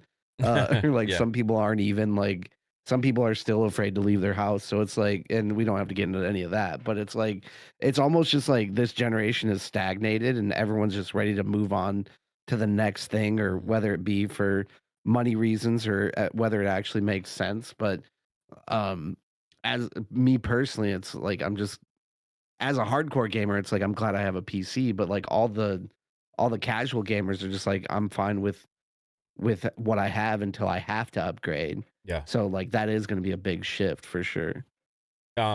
What also one of the big news things we got obviously was, and this was Sarah Bond was the biggest salesman at this. I feel like, you know, she was like, here's Diablo 4 to Game Pass, March, blah, blah, blah. And then she's like, 34 million subscribers to Game Pass. And then she's like, oh, and we're making the biggest leap forward in a generation ever with the next console. Like, she was delivering all that, but she did a fantastic fucking job doing all of it too, because like her delivery on, like, you're talking about this last night, Pong, like her delivery on just the way she's talking about this stuff, and like also like following Phil Spencer and then Matt Booty, who Matt Booty's usually not usually the talker, right? But like whenever she was speaking, it's like that made a big impact, right? So but one of the things that she mentioned was the future hardware, right? And like I said before, you know, that's one of the things I think they needed to cement home because of like people that are concerned, like Fuzzy, about the future of the console space, right? With Xbox could have some more faith about that, right? Because that was the underlying like panic that I kept seeing. Well, Xbox going to be irrelevant, so why do I need to own an Xbox? And nobody else going to want one, so what does that mean for the space? What does that mean for Xboxes going forward and stuff? And like they were like, guys, chill out. We're still making Xbox hardware. It's still a core, you know, focal point of what we're doing. It's the foundation of our, like, the targets for the developers, right? It's the foundation of the back end stuff that runs a lot of their ecosystem, and it also is a huge audience and fan base that plays on console, and it's still going to be an important part. And they called it the like best experience to play Xbox, right? And that's what they want it to continue to be. When they said a couple things, they said innovative hardware, right? And then they also said generational leap, biggest like ever with the next generation hardware. And then there also came out that there's going to be more console and controller options this holiday. They said that on Twitter. Well, yeah, they got to put out green camo, So- red camo, yellow camo. You know, you got to get all those controllers. I out there. think that we're getting Series 3 Elite. we're getting the Series 3 Yeah. this holiday, and we'll probably get an announcement of it maybe at the summer show, or maybe closer. If it's a controller, maybe they announce it sooner to launch. I don't know. I feel like the controller Gamescom. thing, it could be a Elite Series 3, but it could also just be the new controller they're going to bundle with like the digital Series X, Could like be. the basic controller of that. And then the discless, I think we're gonna get the discless Xbox Series X probably this holiday. That would be my guess, right? And because the only other option really you could see, well, there's the other Series S that was rumored, right? That has the more updated version, right? Yeah, of it. it's just the black one, but it has like better Bluetooth and Wi-Fi chip in it or Right. whatever. So who knows exactly what they're going to drop this holiday, but console this holiday, controller this holiday, right? And I don't think they'd be talking about just like a different colored controller or anything like that, because those happen all Yes. throughout the fucking year. You know what I mean? There'll probably be like 10 of those before we get to this holiday season. So we have those to look forward to, but then the next generation. Okay, so because I've seen other conversations online as well, guys, about pricing and conversation. The chat was having fun trying to guess how much these things are going to cost, right? First off, the big rumors is handheld, because Phil's went on a like spree that he was even asked about by Tom Warren And I'm just kidding, Bob. I'm just trying to throw shade at him. I'm just throwing shade at him right now just because. Tom Petty. 3-bit. Where is he? Tom Warren. So like he was asked Phil about him liking all the handhelds and stuff like that, right? So I feel like whatever remember Sarah Bond said creative, right? I feel like whatever the creative thing is probably handheld, right? And we'll see maybe innovating there. But then also the biggest leap ever, right? Or whatever you're talking about, them selling that to the console core enthusiasts, right? My take. And what year, how much, and what the fuck are they going to be? Now that is fun speculation. That's what I like to talk about, right? So what are they? Like Fuzzy? Will you buy one now that you're no longer going to get multi-plats on Xbox? Are you out? Are you going to buy a next generation Xbox? Or are you done? Are you done with the future of the brand? It really depends on what's in it, and what it may do to previous generation titles. Like if it's even more of an improvement, kind of like what we saw with the Series X to the One X kind of thing, it'll definitely be on the consideration list. But it also has to be cheaper than what an upgrade for my video card would be. Like if it's bringing, like, let's say I don't think it'll be this, but let's just say it's 4090 level and they're talking about $700. It's probably going to be a pass. I would rather just get the 4090 myself, even though that winds up being more. But it's kind of like that trade-off where, depending on the price, depending on what the power output is going to be, will determine. But it stands a good chance. It's like at this point it'd be 50-50, but it really comes down to what that console's doing. If it's just AI, like the dog trick or pony trick or whatever they want to try to do is, hey, it's going to have AI, which will help with the its own version of FSR or DLSS kind of thing. I might wind up passing. But if it winds up being, okay, we're going to be serious and we're going to do 32 gigs of RAM, we're going to do, of that 32 gigs, you're going to have a consistent 16 for video and the rest for operational and the game, or like 2 for operational and the rest for the gaming and stuff like that. Then it's a whole different ball game. But it really depends. But I'm hoping. I mean, if it was up to me and all my wishes could come true, I would say they switch from AMD to NVIDIA. But I have my doubts they'll do that. Yeah, I'd highly doubt that as well. Just because of cost. But like, well, I will have to see. Like, there. Speaking to your point, there was like other news that I saw had come out about them working on their own version of like a DLSS for like Windows or something like that. So, I don't really know what that means because I'm not like a tech guy. But I mean, they have the same thing for auto HDR on Windows. Like, it's just a native thing that would be built into Windows. So, I mean, it's probably going to be ass, but.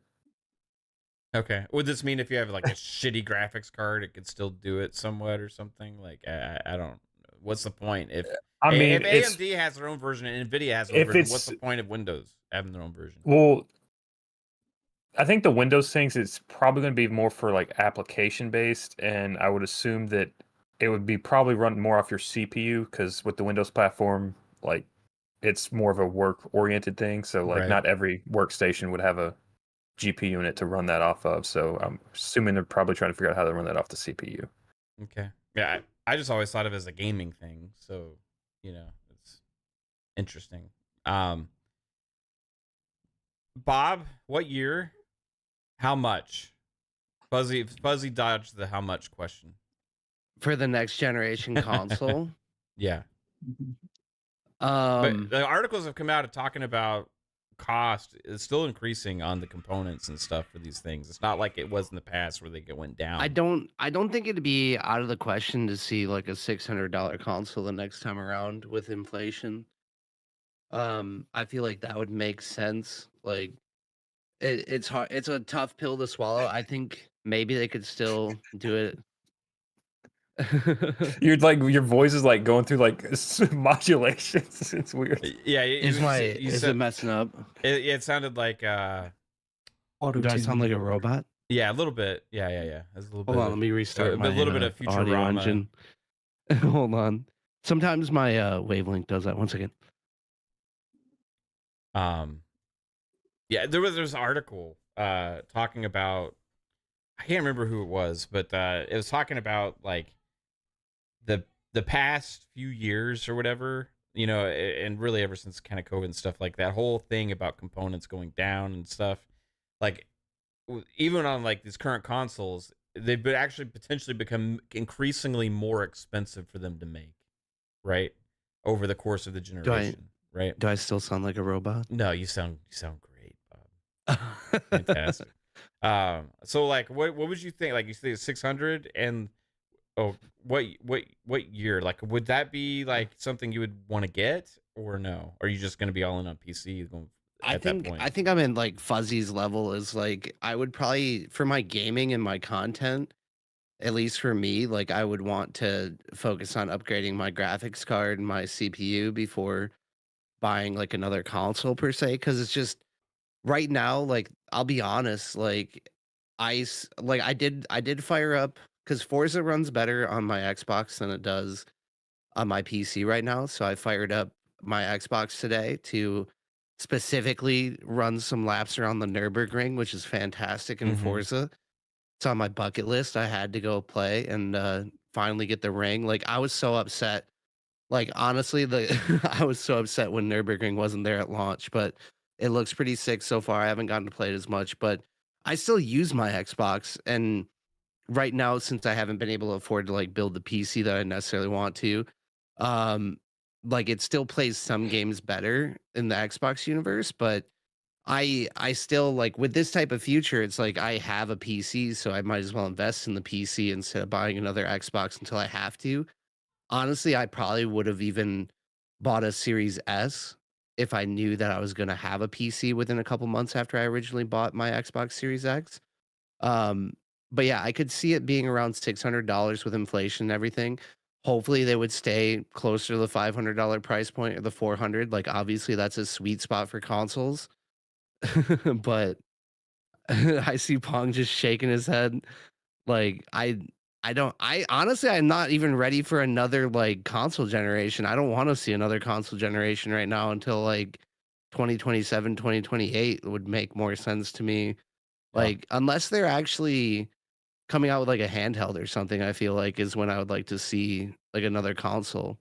Yeah. But I don't How really much feel would like you it's pay as necessary. for a handheld? You know what I mean? Like an Xbox handheld that you could dock onto a TV Well, and get like a good yeah. experience, right? Like a Series S. Well, at least level. judging from like the competition, because like what would make sense to me at least, because like the Switch did pave the way, and I've been like bouncing around in my head with like a video I want to make just about how back in the day Nintendo close guarded the whole design of the Switch because they knew everyone was going to copy them. And fast forward to what is it about? I got to do the math, but like 6 years later, like we have all these options with like the Rogue Ally and like everything else that's coming out handheld. Mhm. So Xbox is going to be competing with Switch on some levels, but they're also competing with everything else. But I feel like $500 to $600 isn't out of the question for a console like that, especially if it is basically just like the example of like what a handheld PC could be. Yeah. Because they're also going up against the Steam Deck, which I mean, How much is a realistically, Steam Deck now? Like, is it that's what I'm trying to look up. I'm 400? not as Is it fast on the draw five? Is today. it 549 for the most? Well, expensive there's one? multiple versions you can get Yeah. based on like storage as well. So, like $600, I think was the starting, but there was like a 420 version on Amazon there's right an now. OLED now, right? So that's Yeah. obviously gonna be more, you know. I mean, If you do future. the LCD, it's $349 for 64 gig. That's the It's cheapest. not bad. Which you dude. need to, yeah. Which OLED screen would be ideal these days, anyways, right? But Yeah. $649 for the 1 terabyte OLED. Okay. honestly, if they made an Xbox handheld $600, like they could afford to probably also subsidize a little bit because they'd keep us in the walled garden. I would probably consider it at like a $500 or $600 price point. But at that point, honestly, I wouldn't want the walled garden anymore. I would be willing to spend up to like $1,000 on like just a hardcore like Windows experience, like a full PC and a handheld like form factor that you could also dock. Like that's like the type of future I want to see. And I could easily see that replacing like what the Series S is right now. And then I want Microsoft to just kind of move into turning the console into like a mini PC, honestly, because that's where they're pushing a lot of us anyway. Right. And I know it's not the future everyone wants to see. I feel like that might be how Pong kind of feels, like he loves his consoles. But I feel like that's kind of where we're being pushed to, and that's something that I would like to see, but I don't know if everyone feels the same way. Yeah, I was watching Xbox 2 earlier this week, and Jez was talking about like the issue with the PC if they move into like just a main PC based format, like which would be like amazing, right? It would be the entitlement for the licenses of the games in the library there, Yeah. right? Because like you would get the PC library, you wouldn't get the console library, but unless they redo the license agreements with all of the Right. manufacturers and stuff, or like the publishers. I mean, so unless they could figure out a way around that, you know, so that would be interesting. We saw the Microsoft attorneys in action. Yeah, yeah, they. These are $1 million attorneys. I mean, brother. and Nvidia literally put everybody's shit on GeForce Now without even Right. asking. You know what I mean? So like, and then they got like people were like, "Hey, what the fuck are you doing?" And then they worked it out, right? So I mean, maybe there's a future there that is possible. I think it'd be really cool to have that because that would solve a lot of future problems with the space. That's kind of like what Steam Deck is doing. Steam Deck took PC gaming and turned it into a console with the handheld Steam Deck, right? So, and they're probably going to turn it into that. I mean, at the end of the day, they could always just like for your old games that they would have to go back and get all the license for. Like maybe they could do a thing where like you just stream those games from the XCloud servers to the handheld, and for like all the newer games, then you could play them natively. Yeah, but I don't want that. my whole back compat library to be like fucking cloud based. That would suck ass. Like I want native. You know, native. Yeah, I don't want to Why? play any You can't games tell on the the cloud. difference. You can tell the difference. Ones if they got it down to a point where you can't. Well, if that's what well, then the consoles don't saying. matter anymore, right? Well, no, for backwards Mhm. compatibility, not the modern stuff yet. Oh, okay. Right? But Oh, the okay. backwards, you know what I'm saying? Like if they get Yeah. if they get that, I'm just But saying. it may, it's possible. we're talking about that's like years and years away, I think, right? But like what I'm talking about, mean, like for 2020 how fucking far- 6, like Is I that- don't think it's ready. I don't there. think that's when the console's coming out. When do you think they're coming, Jasper? So, like, I mean, they could have moved it up slightly, but from all the documents from Microsoft themselves, from AMD, and all the other partners, console next generation is 2028. Now, they could have moved it up to 27, but I think if they do that, then they're cutting back on some technology that they want in there. And if they do that, that's fine. And for your price question, I think that the price is the hardest thing to nail down because it is a $3 trillion company and they like to subsidize that to get people incentive to buy it. So like price is such a hard thing to nail down for me. I'm saying probably 600, 650 for the actual console. And depending on the handheld, if they do like a more powerful handheld, like it could be slightly more like 750, 800. If they try to match that power level, but if it's going to be like more of a Series S kind of X situation, then it's probably going to be $100 cheaper, I would assume, from the actual console. Okay. But Do you think they would do a thing where the dock and the handheld come together? Or the thing would it is, be like give the option of the only handheld format, or you can buy a dock, right? well, they'll offer a dock, whatever, because all it is a fucking USB-C to HDMI cable. Yeah. Like who the fuck cares? Like docking it, docking it, you're not going to get a more powerful experience. Like I know a lot of people want to like dock it and stuff. And it's like, oh, it's going to run better if I dock it or whatever. Like sure, you're going to have your Mhm. power limit set to like so it's full power limit, but at the end of the day, like there's no point to docking it. Like you're playing on handheld, and if you have the console both, like just play on the fucking console when you get home. Like So So like battery limits. So there's some people, and shout out to Boom, he brought this up, and I don't know what the feasibility of this whatsoever, like, because I don't understand technology for shit, right? But like, what if there was something that was more that actually did add power to it that you could dock it into, like that was like, yeah, so like you're I gonna don't know buy how it would work. you're gonna buy a $600 handheld or 500, 700, whatever, and then you're gonna go buy a fucking $200, $300 dock. Like, well, just get a fucking console. It's just so weird to like make those multiple things. Like, just either get the console if you want to play at home, and get the handheld if you want to play on the go. That's what the fucking handheld's for. What if I wanted the compatibility of the versatility of both, You Jasper? you would buy 18 fucking home Xboxes and then the handheld and play the handheld in bed. Just play the fucking Xbox. We're not What talking about- about Mav though. We're not talking about Mav specifically, right? That's a different scenario, Jasper. The fact is that you got to give people the option that the people that are mostly on the go, that will play it mostly on the go, if they did have a period of time where they were at home, they did want to pop it in the dock to play on the big screen, that option still got to be there. They might not necessarily want that full console because they don't use it most of the time, but just, from time to time. That's I the mean, whole at thing. that point, like, do those people like care about power, or if they're playing a handheld at the end of the day? Like, I mean, Well, if you present it as an option that is powerful, then yeah, maybe some people would, right? Because Mav's the same boat with the Switch, right? He docks his Switch and it looks like shit on his big screen, right? So you gotta give it. you gotta- I have a media room in my house, right? just- and I I just, have like- a PlayStation and an Xbox in there.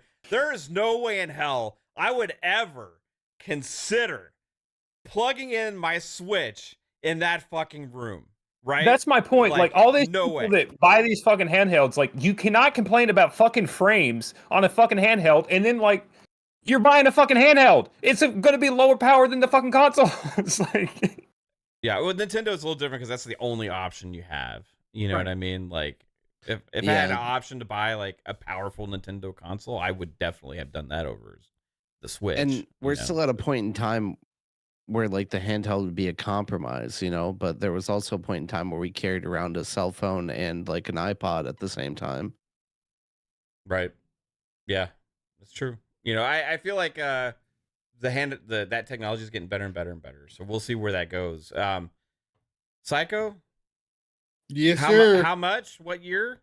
Would you buy it? Yes, and yes. No, I would buy it. I think it's coming out 2026. On the fact that when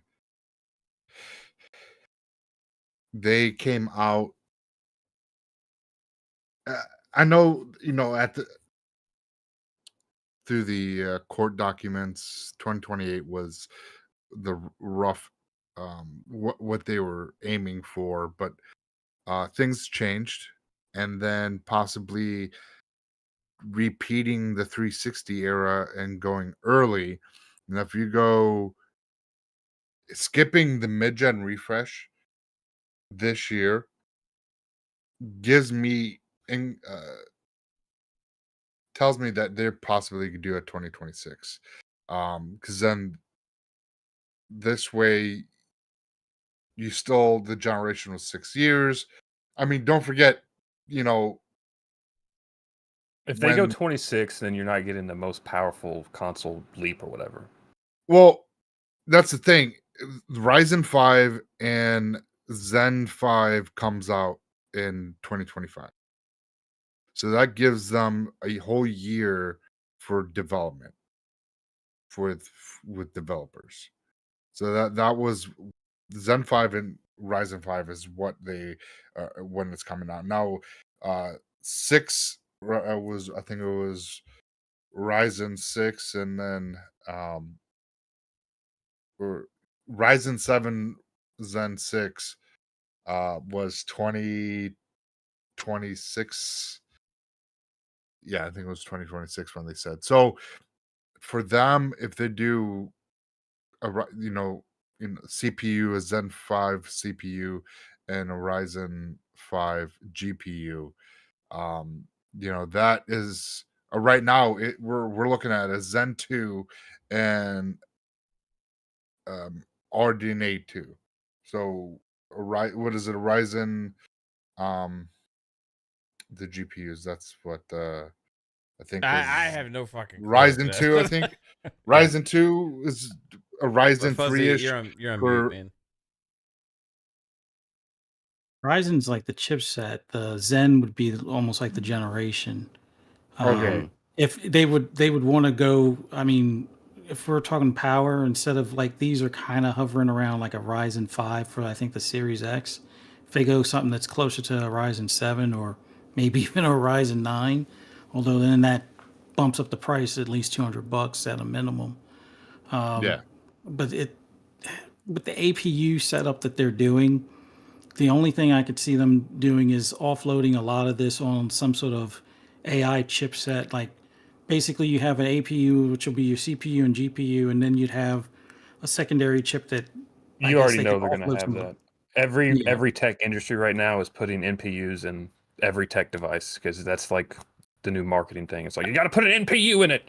So What they're going to have one. What can somebody explain what that does? Like I don't even know. It's like, a neural processing unit. It's pretty much like they just take all the AI tasks that would run on the CPU and just put it on that one chip to save tasks for the CPU so it can do other tasks more efficiently So, instead like, of having to when you say AI task, you mean like actual machine like, learning, like right, okay.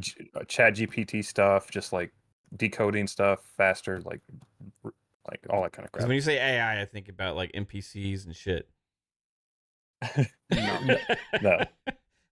Like this game has good AI. Like all the AI is running on that. No. Okay, so just making that clear because I don't fucking understand any of this stuff, right? So okay. So I think they're gonna go Ryzen 5,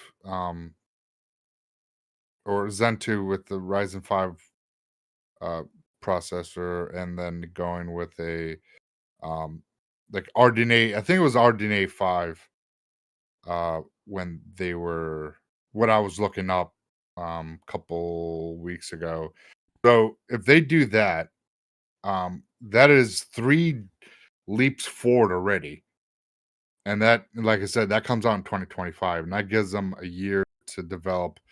And then, because this generation, and I we all mean, knew, but the thing is with that, you're assuming that AMD is going to be ready. Like fucking RDNA 3 was supposed to launch like at the end of last year, and like we're just now fucking getting some of that.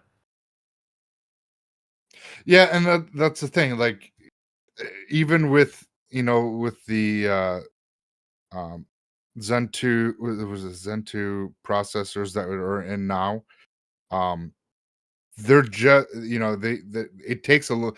They waited to the very last moment for the RDNA 2 tool sets, and so this way and we're 3 years into the generation, and they're finally, I mean, look at Larian. They figured out how to utilize the memory allocation. So now, if you go to, they've already had a lot of time with these newer processes. So possibly going, like I said, 2026, they already have an idea with Xbox, and then possibly, because they're going to stay with, unless they go fucking ARM, and that throws a whole fucking monkey wrench and everything, because then they have to relearn that. And that's the issue that we're having this generation,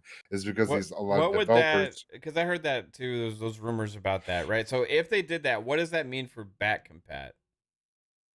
Well, You have to recode everything. yeah.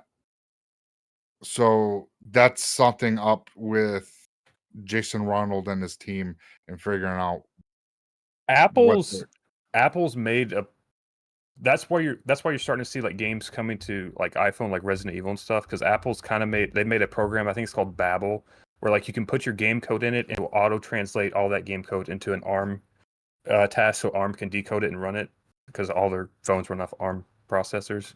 So Microsoft would either have to come up with that or license out that technology from Apple, or I mean, they could definitely, if they're already in machine learning right now, because there's been a lot of machine learning um, videos and things from Microsoft of lately. So I definitely could see them possibly adding that to their console. So this way, they wouldn't Yeah. have to if they do go ARM, if they go with the ARM processors. But Yeah. Well, I- Alvin just says in the chat, he said, remember the leak said co-processors, ARM plus AMD. Remember technological leak. the ARM thing, it could just be that the AI chip. At the end of the It day, could very well be that. Right. And then that would then change. because you would just they- you would keep the CPU and GPU just AMD. It would be an APU, and then you'd have your custom AI chip that's designed by ARM that you then have another company print. I don't see them going Yeah. away from AMD just because they always go with AMD. You know what I mean? Like, Yeah, it's, I mean, for backwards compatibility and other things, if they offload processes with that ARM chip, could be what they're doing, and maybe and they figure out that's a way to maybe upres a game's how that's like where not like a lot of people I think kind of misunderstand the term hybrid when they use it in like a lot of those documents. Like a lot of people like think hybrid is just the handheld thing, but I think it more means hybrid compute, and that's with AI doing some of the task, and then you have your other stuff to just run off the CPU and GPU. right. So, Psycho, how much? And then you said you're leaning to 2026, and will you buy it? 2026, and depending on how they mm, it could be in the $600 range. For the console or the potential handheld? Console, they could go 700 if they are really making it an enthusiast PC. But the handheld itself, it'll be in around the $400 range. I think they're just gonna stick with like uh, a Series S esque, um, 1080p, 120 frames, um, stuff like, because we heard rumors of the Switch 2 in the $400 range, and it's the same specs, 1080p, 120 frames. So if they go that route, then that's like the main competitor for Nintendo, and then the enthusiast console will be whatever. And then that also makes Sony kind of like, oh shit, we need to put our console sooner, so they might not wait for the better a better processor in future architectures, and they might just follow suit with Xbox, and be on the same page, because kind of how they have now, but still have that the power of their SSD, Yeah. and then going forward, so 700, 400 is where I'm thinking. It just depends on the console, what they're trying to do. If they're trying to still be in that $500 range, it'll be about six. Right on, man. And you're still committed to whatever they do in the future. Like, you think you're gonna get one, right? Well, yeah, because at the end of the day, the convenience of sitting in, living room or bedroom, wherever I am with the console, the convenience of that's, you can't beat that. Like my PC, if I'm at my desk, or in the office, that's a whole different thing. Then I can, but I don't like sitting. I want to be on my couch or just chilling on my bed playing a video game than sitting in my computer chair. So Yeah, right on, man. Um, Yeah, Pong Soul. Hmm. Yeah, it's your turn. I am not going to come with the compelling talk, guys. So Yeah, here's yeah. what I, Thank here's you here's for that. here's what's going to happen. I'm going to take Sarah Bond at her face value, at her words at face value, that they are completely breaking away from the traditional sense of consoles and all that kind of stuff because they've got nothing to lose. They're in third place. Phil's waved the white flag. That's it.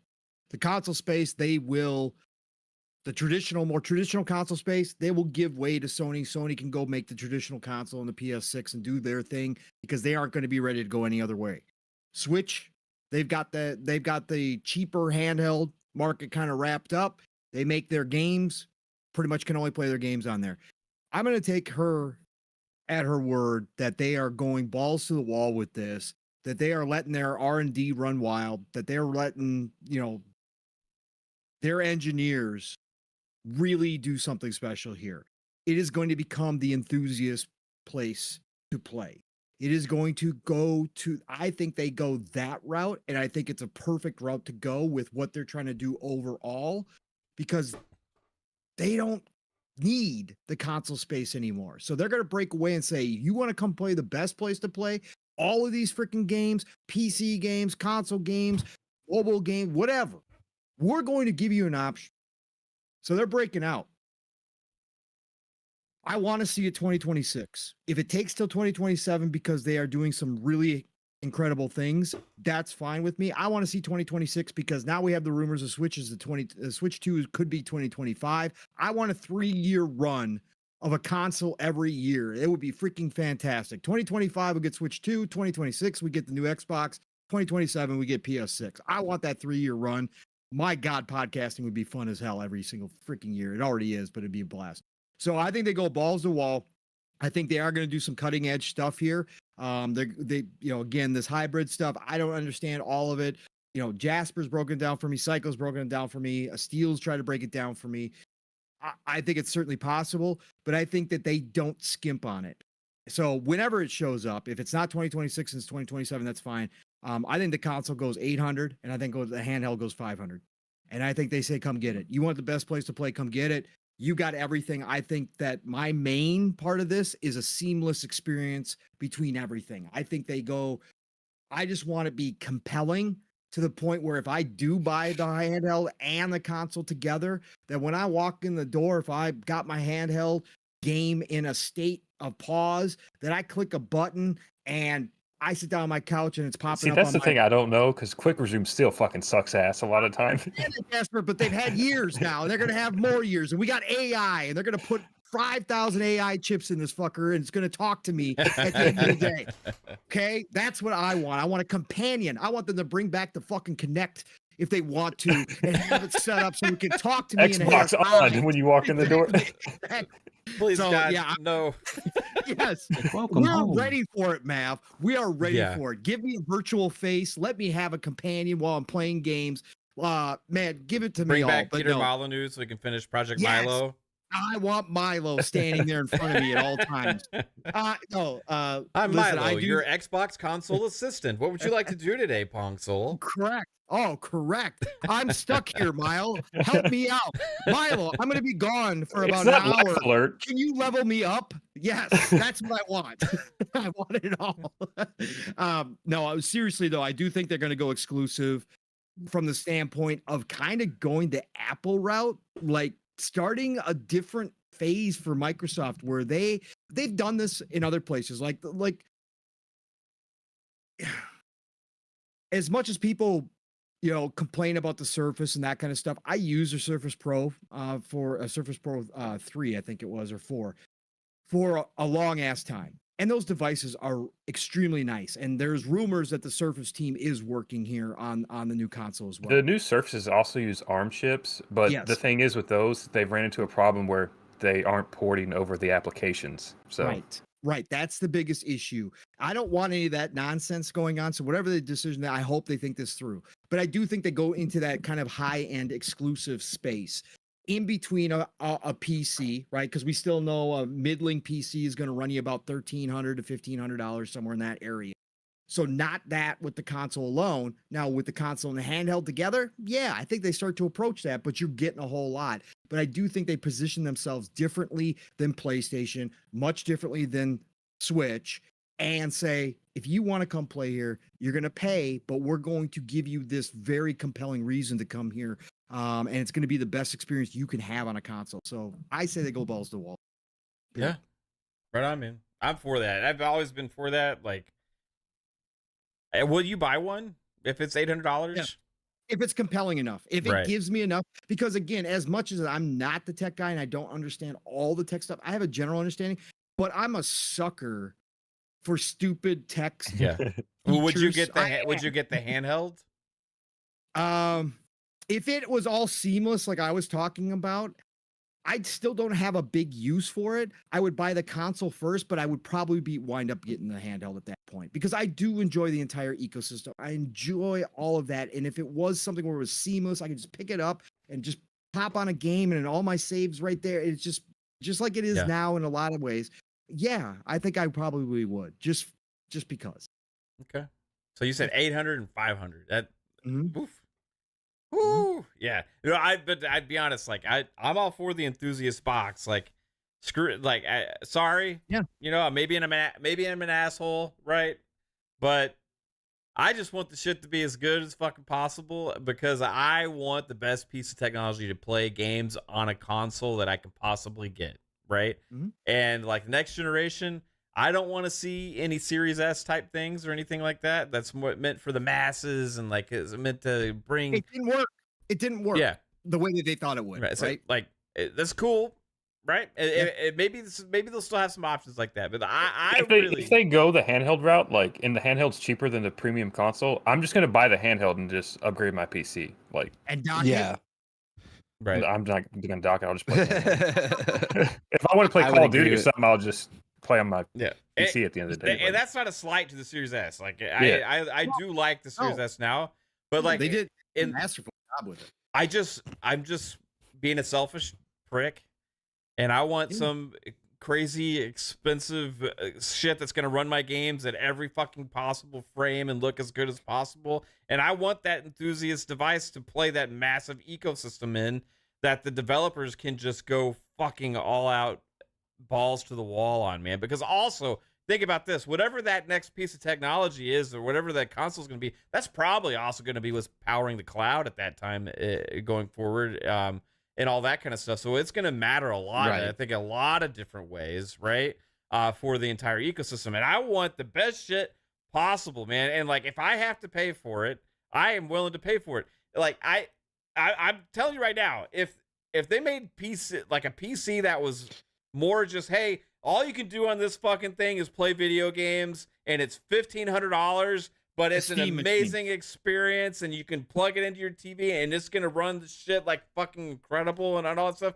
I would probably buy that, and I'd be like, okay, you know what? That's I'm what like it the is. other way. Like, I'm hoping the handheld's like kind of like dual mode, where like you can just play on Xbox, but if you want to mess with Windows shit, you can still do that. but I want that streamlined experience, the console experience that you get from the ease of use, right? To where it's like you just start up your fucking games and play, and it baby. works and it plays. I don't have to update my I fucking feel that's what drivers, most people want. You know, fuck drivers, fuck all that stuff. Like, maybe shit happens magically in the background on consoles. I don't know, but I don't want to have to try and troubleshoot fucking like BIOS and all that crap. I don't understand it, okay?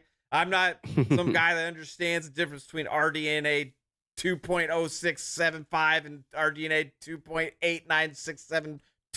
2.8967255309, whatever the fuck. I don't care about calling JG Wentworth those. now? Like, what the fuck's going on? 877 cash now. 86753. I don't like all the shit Psycho was talking about earlier and Jasper. I don't give a fuck. How much did we hear? Well, I know it's important, but how much did we hear about RDNA 2 before this generation and ray tracing and all these things? And it's like, it was definitely. Can you tell me exactly what's what? When's the last time we these talked games? teraflops? I don't know. And for the people, real quick, Psycho, I'll let you go go, ahead. but just real quick, because I saw some comments in about when the price starts getting that high. Don't forget that Microsoft started a program for financing. I also think they will expand that out. Yeah. For the Mhm. people Oh, that yeah, are saying 1,000%. now, just 20% like phones, interest. I said this a long correct. I said this a long time I've ago, and got they'll shut off your console if you're not paying, right?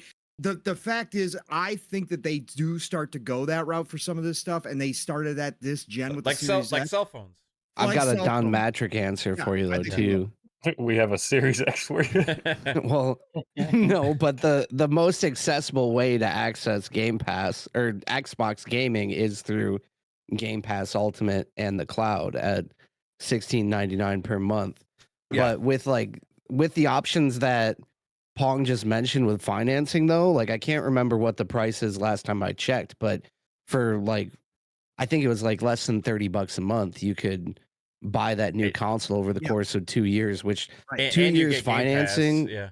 Yeah, you're getting the I broke down the math. I remember when I first started making content, but it's like it was really compelling because you get the console, you get Game Pass for the entire time. You have access to that library. It's literally like the cost basis of it was very compelling. Yeah, it was And actually if they continue cheaper. expanding on that, Yeah, it was. yeah, it cheaper. was cheaper than buying it outright between the console and the 2 years of Game Pass, right? Mm-hmm.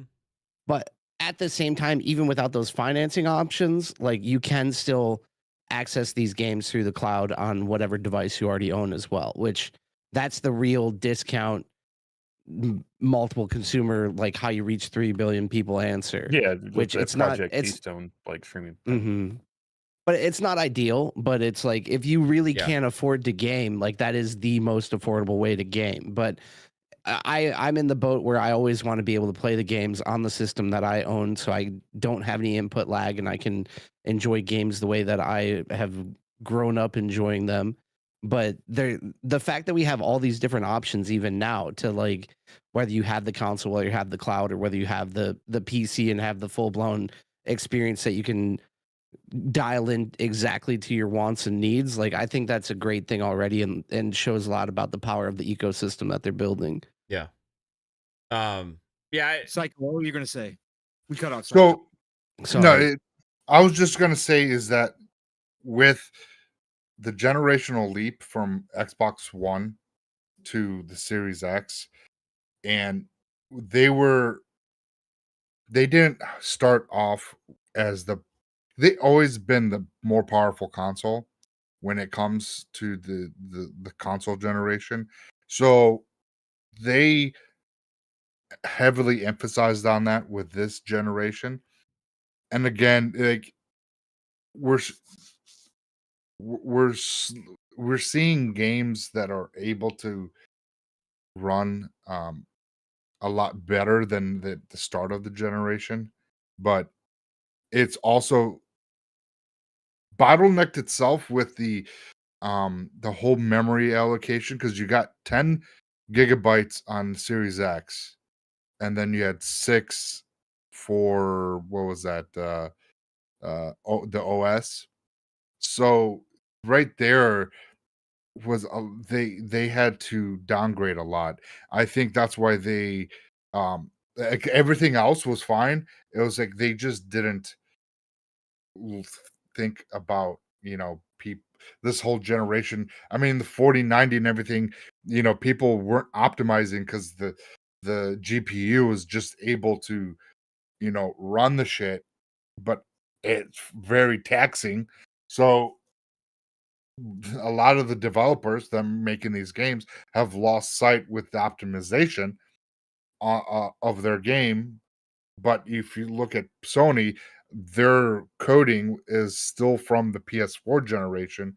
So a lot of people that were making those games already know how to optimize those games, and that's why those games were I running mean better. that problem's only going to get worse with new features like frame generation and DLSS. Like that problem's only going to continue to get worse with them not optimizing. So No, 100%, and that comes down to now these developers need to they're at a pickle because you're gonna get you want these really great looking games that take longer to develop, but also you have to optimize. That's going to take even longer, and we're going to get to a point where that we're not going to get these like over the top, visually stunning games from a lot I of mean, people. you'll get because them. It'll just maybe Take run at a 10 they're FPS. well, they're just going to be they're going to take longer so they can have better optimization. But the developers are going to They'll pick and just choose. optimize it after it releases, like Yeah. like they do now. They're going to Yeah. introduce AI to optimize shit too. Yeah. Yeah. That Like- is Well, and that's the starting to thing, and that's where maybe Microsoft brings in that we talked about with the ARM processor or the CPU or the NPU is what Jasper said, and having that will help with a lot of these issues. And then if you're getting if you get a game that is truly ran best on Xbox because of their technology that they have, that will put other competitors at a disadvantage if they don't have that, because Xbox will be on the forefront of making sure that they have that technology in their next box. Yeah.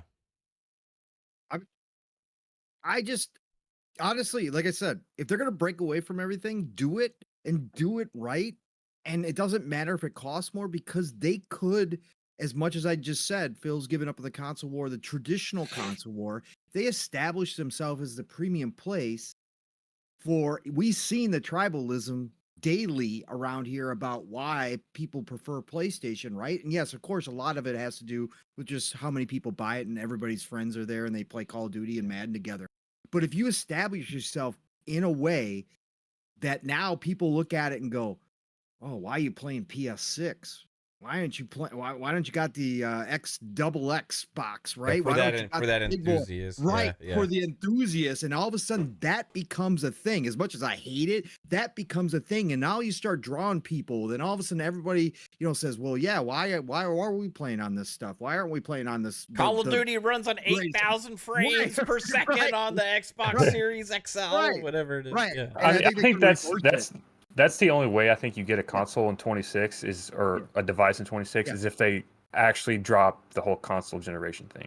Yeah. Like, Right. And I think that they've talked about that kind of not being a thing anymore. And the way that they were talking Mhm. during the business update event is like, we're kind of moving beyond all of this old No- thought process that everybody's had. So why not the box too? Like if they decide to do something like that, Jasper, and they finance and they expand the financing and give more people opportunity, maybe they carve another niche out there. the only reason I'm iffy on that is just Yeah. because like the plans that were already in the works, like I don't know how much.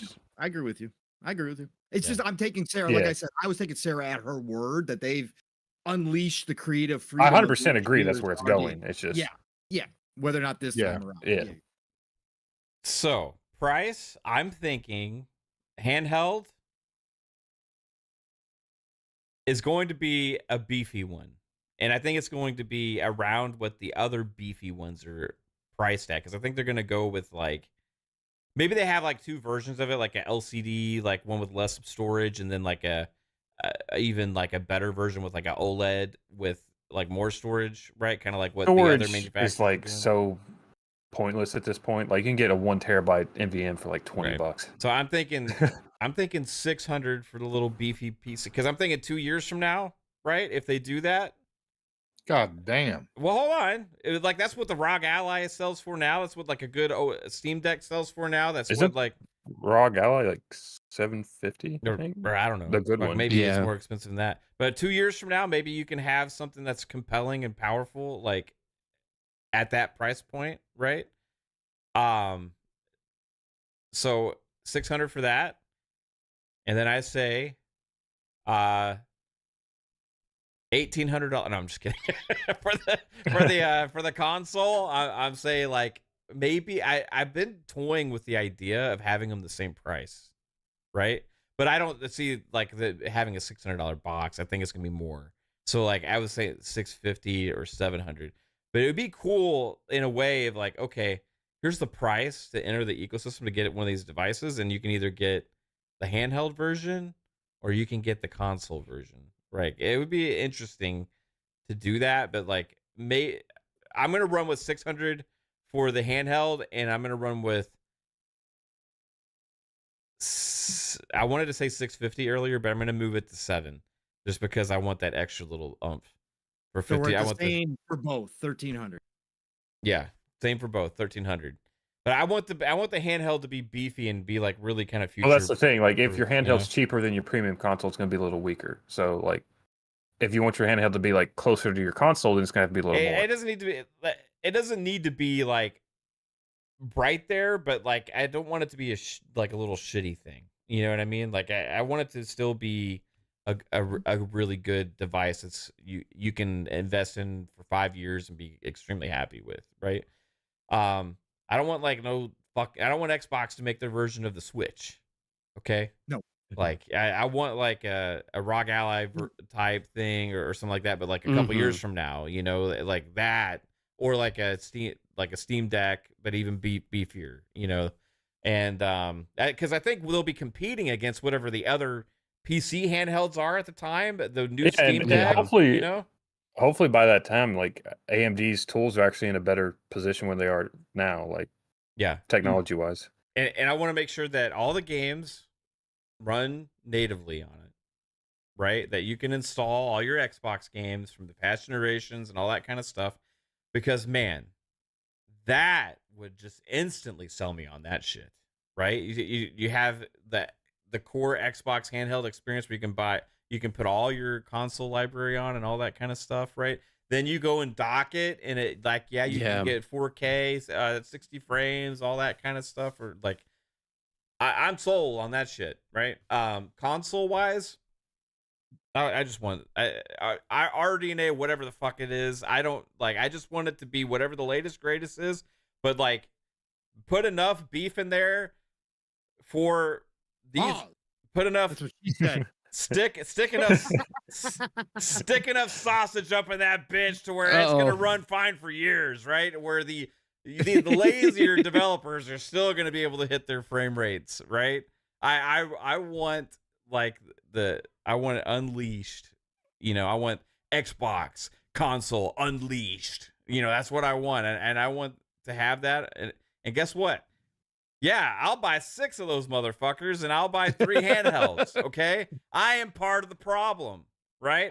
Yeah, don't worry about selling your Series S's. I will help subsidize your ecosystem myself, okay? I will buy your devices. I will put them on my TVs. I'll have an Xbox in every fucking TV, and I'll have a handheld for me. I'll have one for my wife. I'll have one for my daughter. We'll end up with like 9 Xbox devices in this fucking house. It'll be crazy, dude. But if they sell it that 3 great, people, 9 consoles. Mav's the newest that's super about fan. right. 3 consoles per person. That's how you should go, right? You got to have Every something for household. every room. Now, I will say, if the handheld is good enough and that compelling to where you really actually are getting such a great experience, that helps situations like, because you could just migrate. You could have multiple docks, and you could like migrate the handheld. You could just, okay, well, I want to play in this room now. Here's the native experience on this TV, native experience on that TV. That sounds fucking incredible. Maybe Xbox won't do it because they know that my ass is going to cheap out and I'm going to get the one handheld instead of 6 Xboxes. No, but 9. 9. Yeah, 9. You'd still get at least 3 handhelds, though. I can see it. Yeah, I just, dude, I'm all in on that. It's like when I go to bed, I got to play something. I can't just play on my TV. Yeah. Because I just want the best experience possible when I play my games, and I want it easy and simple and love it. Yeah, let's go. I don't want to have to play on PC. Here's the $1 million question: do they ditch the memory card, or the card that we have now for the Series S and X, or do they go with normal NVMe and like the like a little SD card kind of thing, like the what do you call them? The Steam Deck does. I think on console. Go ahead, Jeff. On console, they give you the option. I don't know. That's tough because Microsoft likes to lock that shit down. Like, I don't see them letting you open it up the fucking the handheld and like you just slot an NVM in there. No, the handheld, they'll probably keep the expansion cards. Well, it's going to be something a different shape or something, because like you're not gonna Yeah. fit that in a fucking handheld. It'd be ugly. No, but I'm just saying that I think they'll have an expansion card, or there is a slot where you can slide a small NVMe in, and this way you can you don't have a lot of you don't have to open it up. Psycho's used to sliding small things into spaces. That's for sure. Yeah, maybe you're right though, bro. I think it would be a better idea, right? Everybody's so worried about digital, right? Let's just all you people worried about digital, I got the ideas for you, okay? This is what we're gonna go to your world. We're gonna get rid of digital completely. We're gonna force all these consoles to be physical only. Doesn't that sound like a great idea? Oh, we're gonna have So when you carry your handheld, you're gonna carry a book of fucking disc with you. This is the world that people say they want, right? People say that, hey, digital, everybody's lazy for buying digital and all that kind of stuff. I'm just trying to give the people what they want, right? So everybody that just loves physical and wants digital to not be a thing, let's just do this, okay? The future consoles, let's just not have them even be digital. Let's just force everybody to actually have physical disc again. Everyone go dust off your CD covers from 2005. Right? Yeah, we're gonna all be carrying Kate's Logic stock is gonna go through the fucking roof, bro. Go a step further. Yeah, we're gonna put disc changers. Hold on, we can't hear Pong. We can't hear Pong, bro. Yeah. No, this is exactly what I was saying, Mav. For the lazy people like Mav, yeah, we will have 100 game disc changers for your home console. Yeah, so that you can load them all in. Bring back Iowa. You know, Iowa, however you say that company. Let's go. Like, bring back mini disc. Yeah, we'll have. I'll fucking have like an old wooden tower cabinet next to my console. That's gonna have a revolving thing with all my games in it. And we'll just start. Why don't we just bring back more space, baby? Right. Why don't we just bring back cartridges? Until you get to like fucking 30. And guess what? They're gonna give the people the thing that they want. Okay. So no longer, you're gonna 100% own every game on disc. No longer will the disc just be the install for the. So here's what's gonna happen, right? GTA 7 is gonna launch on 20 disc. Okay. And when you get past level 1, you're gonna have to hit the button to make sure that shit spins around and loads up disc 2. You might have to wait a little bit. I know you're sick of loading times because you don't want that anymore either. You want load screens to go away magically somehow. But we're going to make this a thing. We'll bring back physical all the way. And I think everybody will be happy. Wouldn't that make all the physical people that just want digital to die happy? I think so. Yeah, go lazy. I think that would kill gaming as we know it. You think so? I'll go one step further. If there's going to be no more digital patches either. So if a game does get patched, you will have to go exchange your old disc for a new disc at kiosks that are set up conveniently about 20 minutes away from your home. So you buy a multiplayer map pack physical like Halo 2. So you gotta go Redbox the map pack. You can play a broken game for a while. Right, you could be happy with it, but otherwise, if you want to exchange it out for the latest and greatest edition, you go exchange that disc for a new one. Yeah, I mean, we found a fatal bug. This deletes your entire console plan. Doesn't this sound like what everybody's asking for? We're trying to we're trying to protect game preservation and gaming here, guys. I mean, that's what ultimately we need to do, right? That's mail in Jesse P. Yeah, mail in system. Yeah, that'd be even better. You know, okay, chat. Bringing back old Netflix back. Write your letters to Mav. His address is. I solved everybody crying about the digital future is a problem right now. Just easily. Right here. We're all collectors. Next gen consoles, physical only. Let's go. Right? We want to play all of our games physical now. We want things to be that way, and everything's going to be on the disc. You no longer will download updates. You won't ever have to download anything anymore. No installs. You just put the disc in and it's gonna run. Now, gaming may never evolve again, right? Gaming may never get better. But we're not lazy, at least that way, right? So, I could see Right. another gaming crash shortly after. All Yeah. those physical copies will be buried next to ET. Yeah. We'll Yep. all celebrate how we saved gaming, right? Right. We'll celebrate. We'll celebrate how we save physical. Y'all That means ready we'd for have to this? reopen EB, wouldn't we? Yeah. Or no, that's still part of GameStop. So Yeah. Yeah, that's GameStop. You know how like much time I spent playing a game that I was just in my console because I didn't feel like getting up just to fucking switch it like back in the day. It's like Oh yeah. I used to dream of a disc changer on a fucking I know. console because that's We would say people in the chat are talking about how many different industries we would save. GameStop would go through the roof. Oh, yeah. Right. like I said, Right. case logic, CD cases would be thing again. USPS would be saved with the mail-in process again. Right. Think about this. Yeah. Magazines could come back with demo discs again. We would be back to square one. It would be simply we'd be back into the Silver Age. It would be freaking amazing. Yeah, it'd be Let's go. like 1995. Bro, I'm all about this. Let's do it. Yeah. Oh my god. Let's start it. 95 was the crazy It's gonna fucking start year. the console business again. Yeah, Oh my God. rental stores Hey. could come back based on all games Could again. Blockbuster's back. I tell you what. Blockbuster. Blockbuster's back, And baby. they're gonna grow from that one store that's still open. Like, yes, it's our time to shine again. And you Let's- know I what? want to take it back. Yeah, I want go to take ahead, it back further. I want to take it back further. I want to technology's the devil. I want to see ball in a cup. I want to see hoop and stick. I want to do the top with the Oh, with the if leather you wanna- strap. as farthest back you can go is where you have to plug in the thing to the actual TV and sit like 4 feet from No, it. That's TVs. No, we don't want technology. Yeah, I still Let's need just- Remember the little digital slider, sound, the Bob, so we UHF can't go back slider? to cartridges. We can't go back to cartridges because I still need digital sound, so I need my CDs. Mhm. But yeah, I'm all about going back. Laserdisc. Let's go I- Laserdisc. Ooh, There's the definitely size help room me. for balance. Yeah, Go yeah, Laserdisc. Fuck it. Let's go. We're gonna Let's go. save I'm gaming.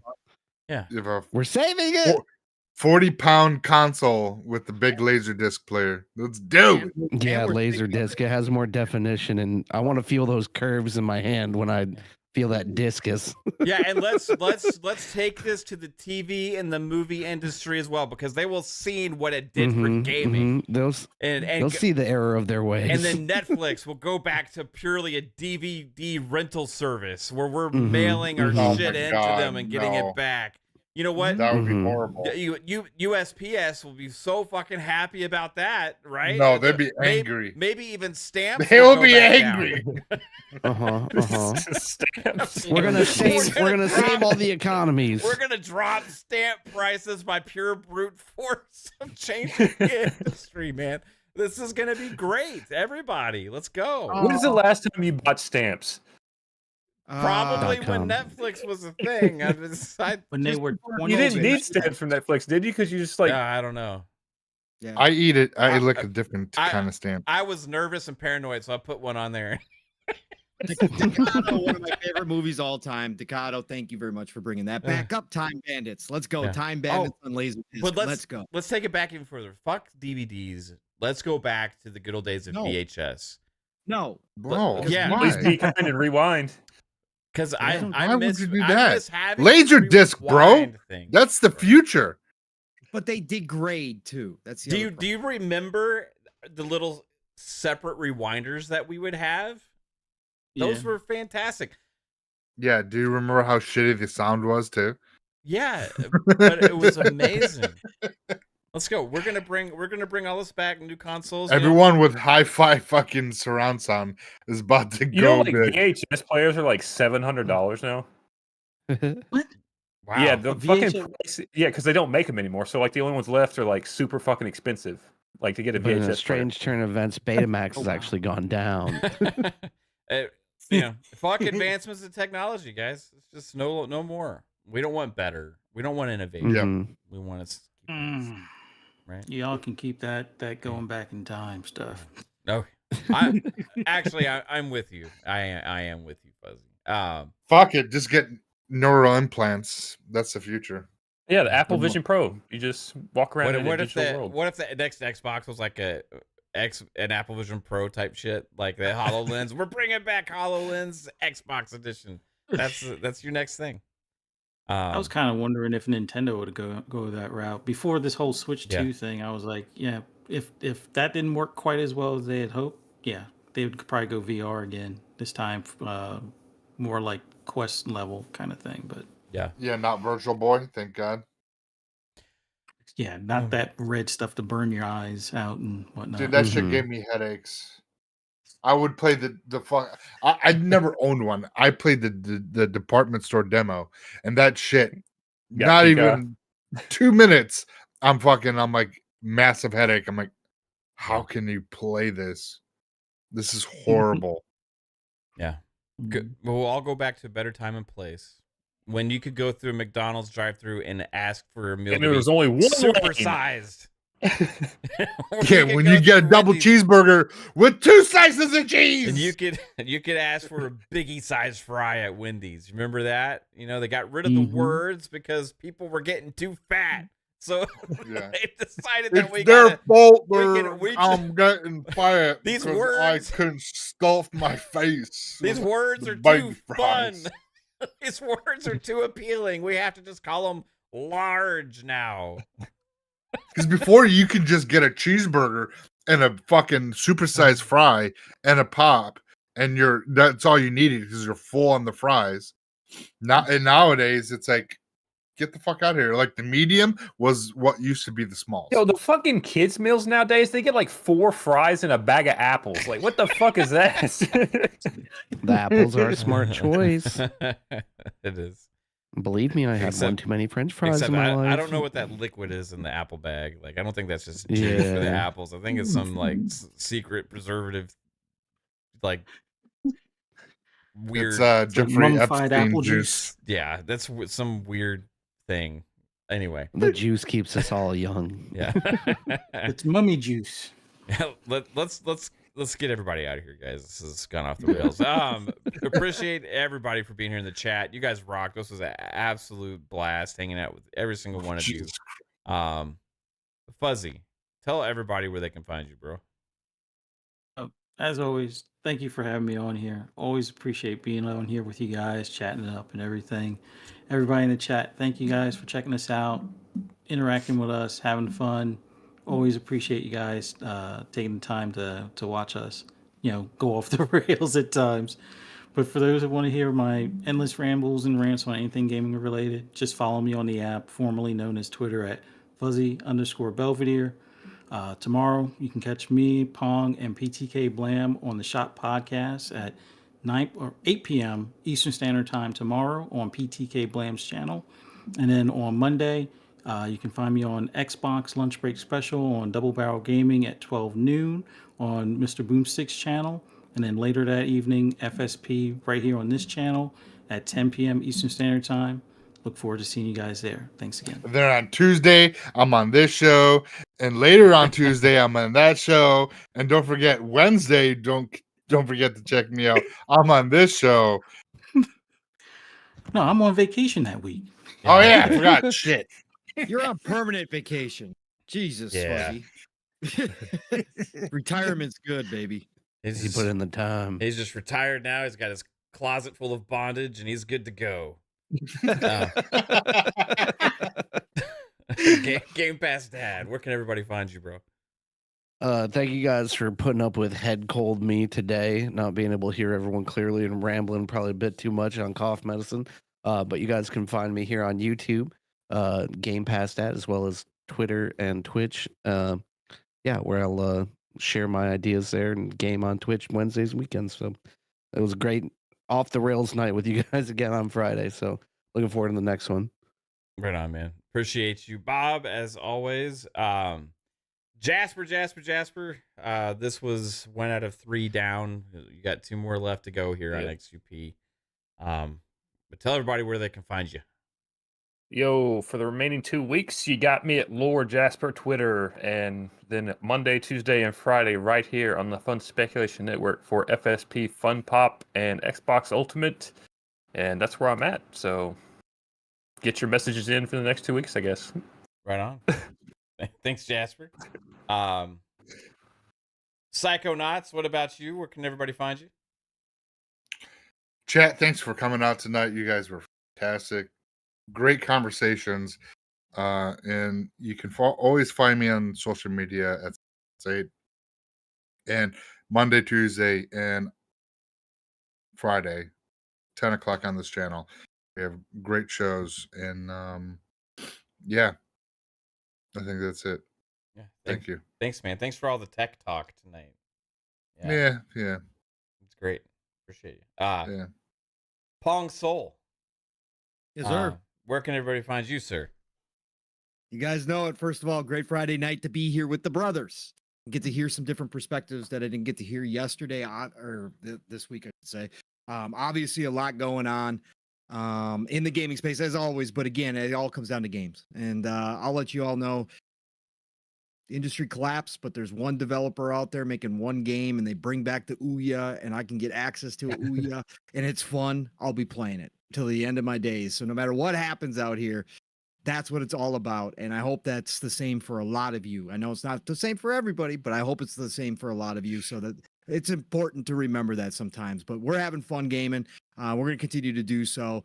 Chat, you guys were absolutely amazing. Great discussions in there. Really, as always, just really bringing a lot of extra flavor. And again, I just love it. When you guys are even talking about different stuff from us, it's awesome to see you guys interacting like that. That's what this is all about. That's the good side of all this, right? We know all negative, but it's a good side. Seeing people that maybe you've never met in life, or a lot of you never met in life, but you come here and you conversate with us and in the chat amongst each other. So thank you all. Nothing but love and respect. You guys know the drill by now. Pong Soul on X, formerly known as Twitter. Pong Soul on the Xbox. And as I said last night, I'll probably start saying it because I'm playing more PC myself. Pong Soul on Steam. He's Go ahead and follow loving me. He's Yeah, when it loving it. works, when it works, it's simply fantastic. Helldivers, when I had it running at full strength, beautiful. Now it's a PS3 version, but that's Yeah, another that game, the opening cinematic of that does look really sick. Oh, yeah, it looks sick. But yeah, find me over on Steam and Pong Soul. Otherwise, tomorrow morning, set the alarm, set the reminders. Of course, Living Split Screen will be going live. My brother from another Steel Rain, man, he has been in his bag ever since this business update event. It actually made him feel better. He was feeling sick earlier. He's super happy because he in the background and on the podcast was preaching just calm the fuck. Everything's it's a part of the plan. We're on him. He loved it. He loved it. He said everything was going to be good.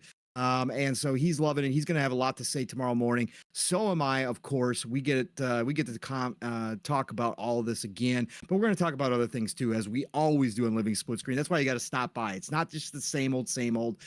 So join us tomorrow morning, Living Split Screen, 10 a.m. Eastern, 9 o'clock Central Time. Buckle up, 4+ hours.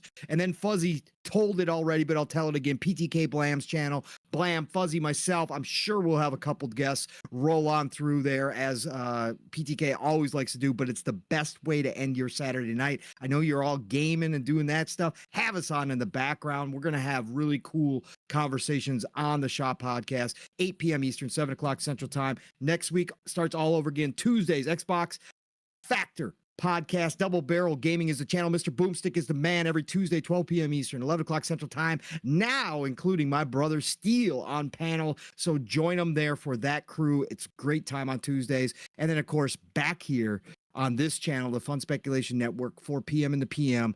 Pong and Mav in the p.m. on Thursday nights. And that is at 7 p.m. Eastern, 6 o'clock Central Time. Listen, y'all, Golden Age is here. Get out there, please. It's been wild. It's been crazy. It's been chaotic. It's been meltdowns. Games are still here, and there's a whole lot of them to play right now. So get out there, play what you love what you play, and I'll talk to you all real soon. Mav, get us, brother. Thanks, man. Real quick, Alvin hit us with a $5 super chat. Said, remember, Jasper, for your new job, when you get the keg of lube, get water-based. Less messy. Good tip. He's going to need to know that with his new job. For sure. Yeah. Well, I'm not going to prison, so I won't need that. You're going to need lots of lube. Lots of lube. Jasper, how do you think you get to space without lube? Everybody, you rock. Thank you all for being here, and have a fantastic night. Peace out. Bye.